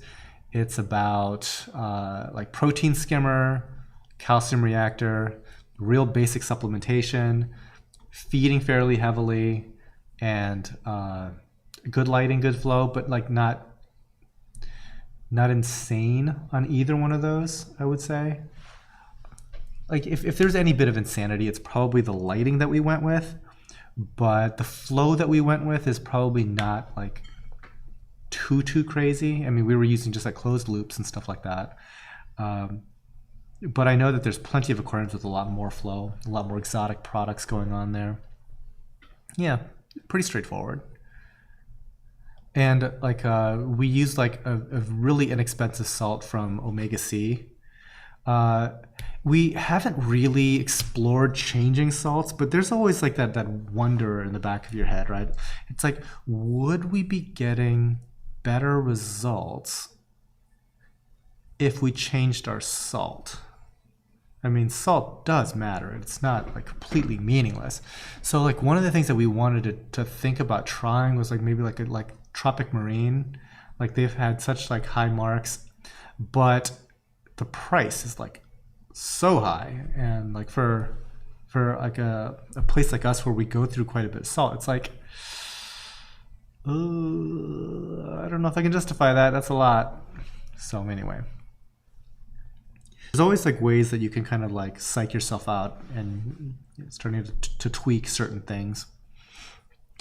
Yeah, but right now I think we're all set. We just need to actually just build out the rest of our aquariums here.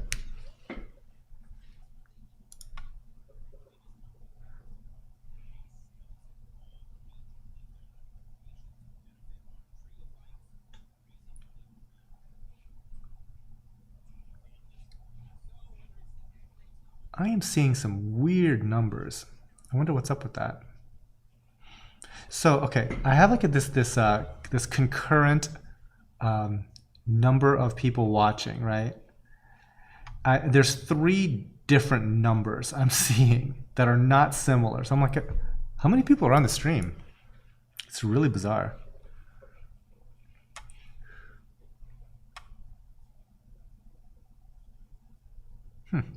Very weird. Don't know what to think about that. So guys, in chat, are there any kind of like last minute discussion points? We have a little over 20 minutes left, and now would be the time to get those questions in. Like I said before, as far as like the sale goes, we are going to be ending this one a little bit sooner than typical. So it's going to go till probably Sunday night, at latest Monday morning. So if you do want to make purchase for the show, that's the time to do it. Okay, so 102, 103. Okay, interesting. Okay, because on one view here it says 51, on another it says 102, and on this other one I guess it says like about the same. It's about 100. Okay, which is, by the way, weirdly low. So I wonder, like, is there like an event going on today that I'm just not aware of, or is it like the stream being demonetized has something to do with it? I wonder, because like the most we've ever gotten was like 250-ish. So like 100 is like low in comparison. Let's see, Nikolai, what is the next automation device concept you're going for? I would say the automation thing still, we're talking about monitoring. Like I don't really do a whole lot with control just yet. Marcus Aurelius, wow, notifications 1.5 hours late. Great.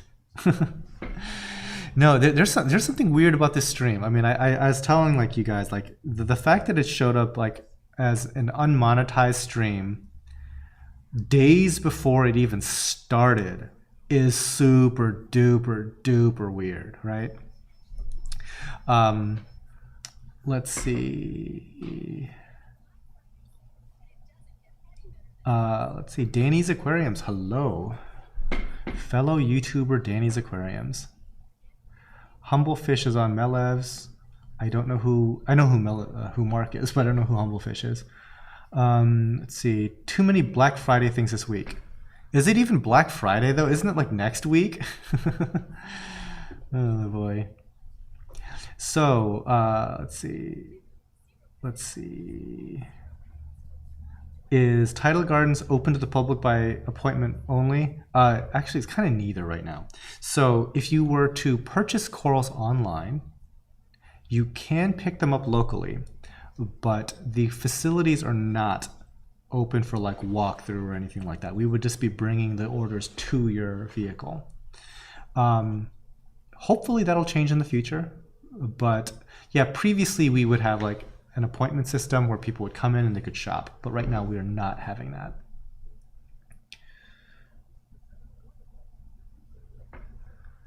Let's see.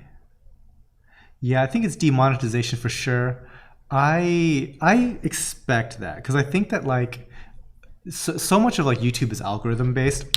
So here's the thing about because people like to talk about like, oh, my channel has X number of subscribers. There has never been a time where subscriber count means less than right now.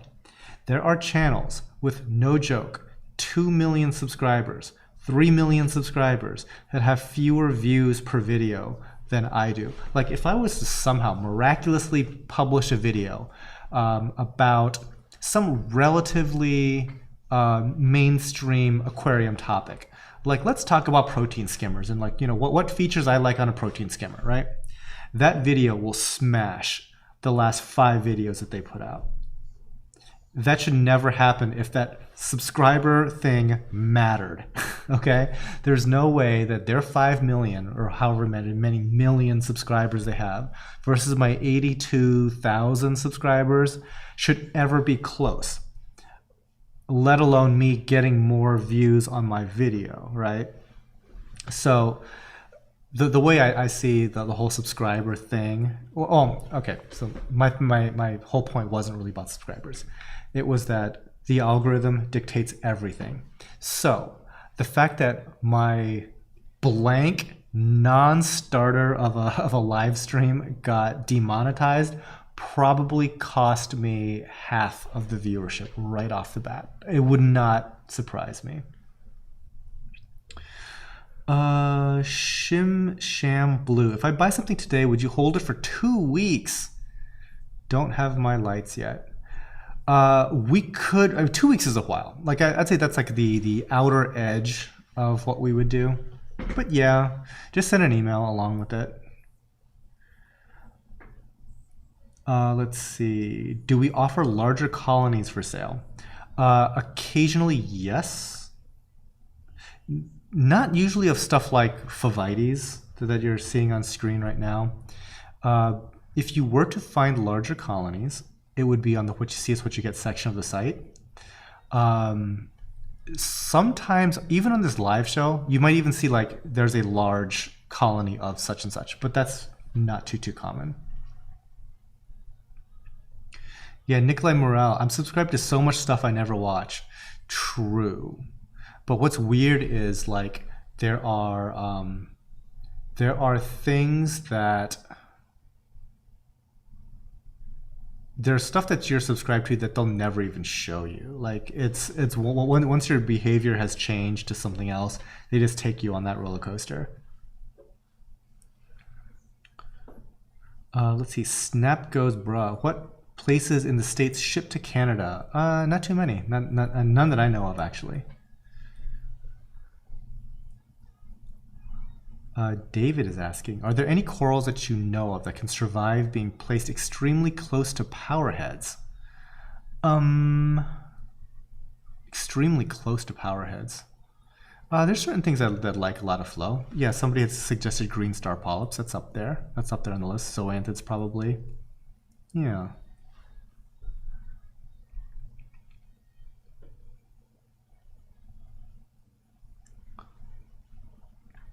Acros in a nano, don't love the idea. So the problem is acros are so temperamental, like really temperamental, and they don't like changes. So when I say that they don't like changes, right, I'll give you an example of like a high-end acro. Let's call it's like a home wrecker, let's say, right? So a home wrecker has like a certain colors that people are really looking out for. And one of it is kind of like these little orangish, pinkish highlights on their tips and little bits and bobs, right? Along the outer portions of that coral. Now, what happens is if there's an alkalinity dip, even like a brief alkalinity dip, or the phosphates get a little bit too high, briefly, just like little things, right? Little chemical irregularities. That highlight that people really are interested in the coral for, those highlights just drop right off. And they stay off for months before, like, and so let's say you fix your alkalinity issue, you fix your phosphate issue, and you're chugging along steady. It takes a long time to get those back up and running, like to get that color back. And so like in a nano where a lot of things can be in flux, yeah, you might, I mean, the coral might not necessarily die. It might die, but even if it doesn't die, it might never get that appearance that you're really looking for. Like the whole stability thing, especially with acros, it's off the charts. Like it's, in many cases, it's the whole game. I mean, people are like always asking like, what kind of lighting do you have? Like what kind of this and that? Like, look, it's not just acquiring the equipment. It is the hard part isn't spending the money. The hard part is keeping all this stuff dead level.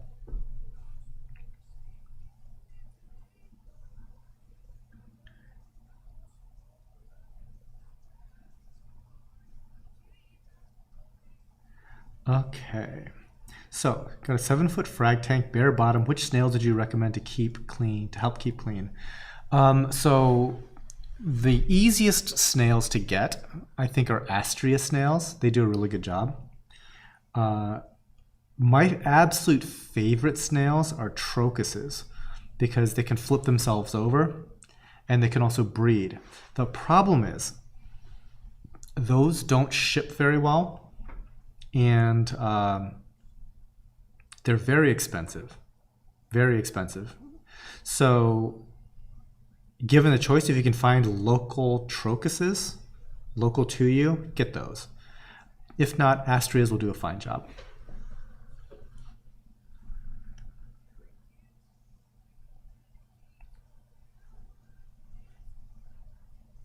Tattoo Dancer, how are the show tanks going? Really good. One of them is like super duper empty, and I'm going to make some tweaks to it. But the other one, the algae problem is almost taking care of itself. Like the reason why there's no corals in that one really is because we've been busy on other stuff, but it's basically ready for us to start planting some acros in there. Yep, doing good.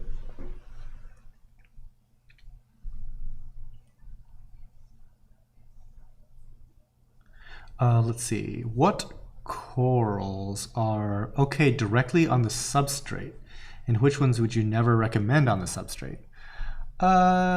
Directly on the substrate, I mean, there's a lot of different corals that'll do pretty good down there, right? Trachees, elegances, scolies perhaps, they'd be fine down there. And which ones that I would not put on the substrate? There's certain ones that like, I think that they would struggle a lot with like the substrate getting kicked up onto them, things like that. I probably wouldn't be in a huge hurry to put blastos down there. I see people do it. Would put acros down there. I think that'll go poorly. Anything like kind of cup shaped, I would be less likely to toss down there just because, again, substrate gets kicked onto it and it stays. Yeah. Alrighty. Almost to the end, guys. Almost to the end. We got 6 remaining.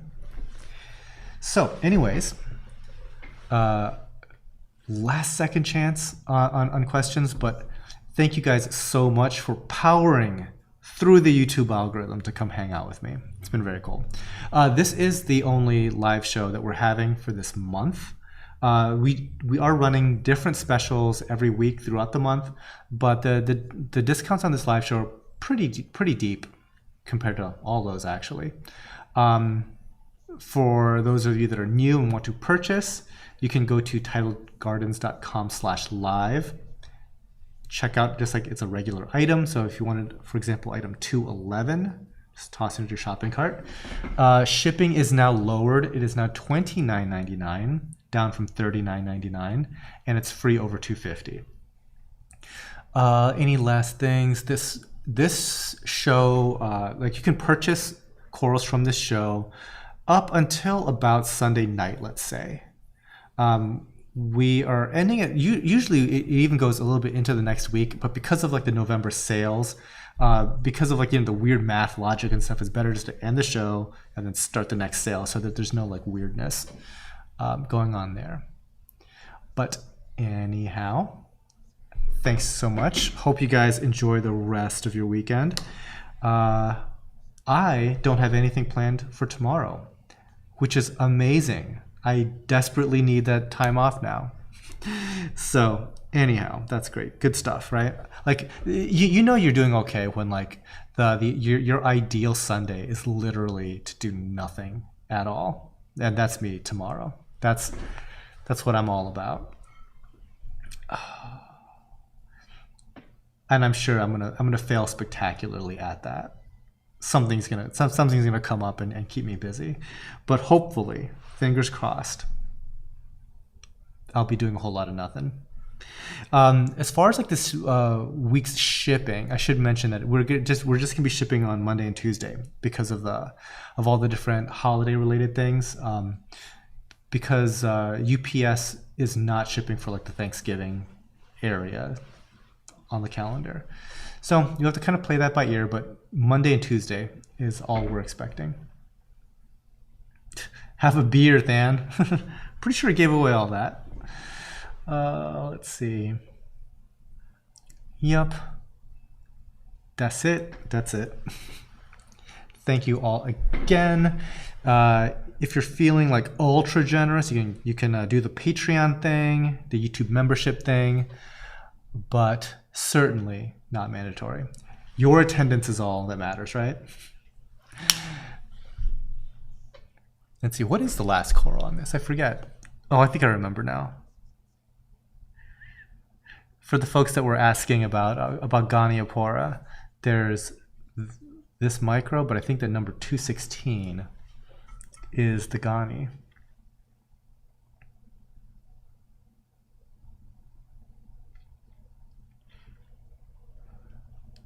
Folks looking for the 2021. There's actually a bunch of cool stuff happening here that we're not like announcing or anything like that, just because nothing to announce until it's done, right? But yeah, there's a lot of cool developments here. I'm actually like super excited about like, you know, how things are progressing. Hopefully I'll have some more updates for you soon. Like I've because of like other stuff, we've been slacking on that. But anyway, I will get to work on that shortly. Anyway, that's all from here. I'll see y'all next time. Bye guys.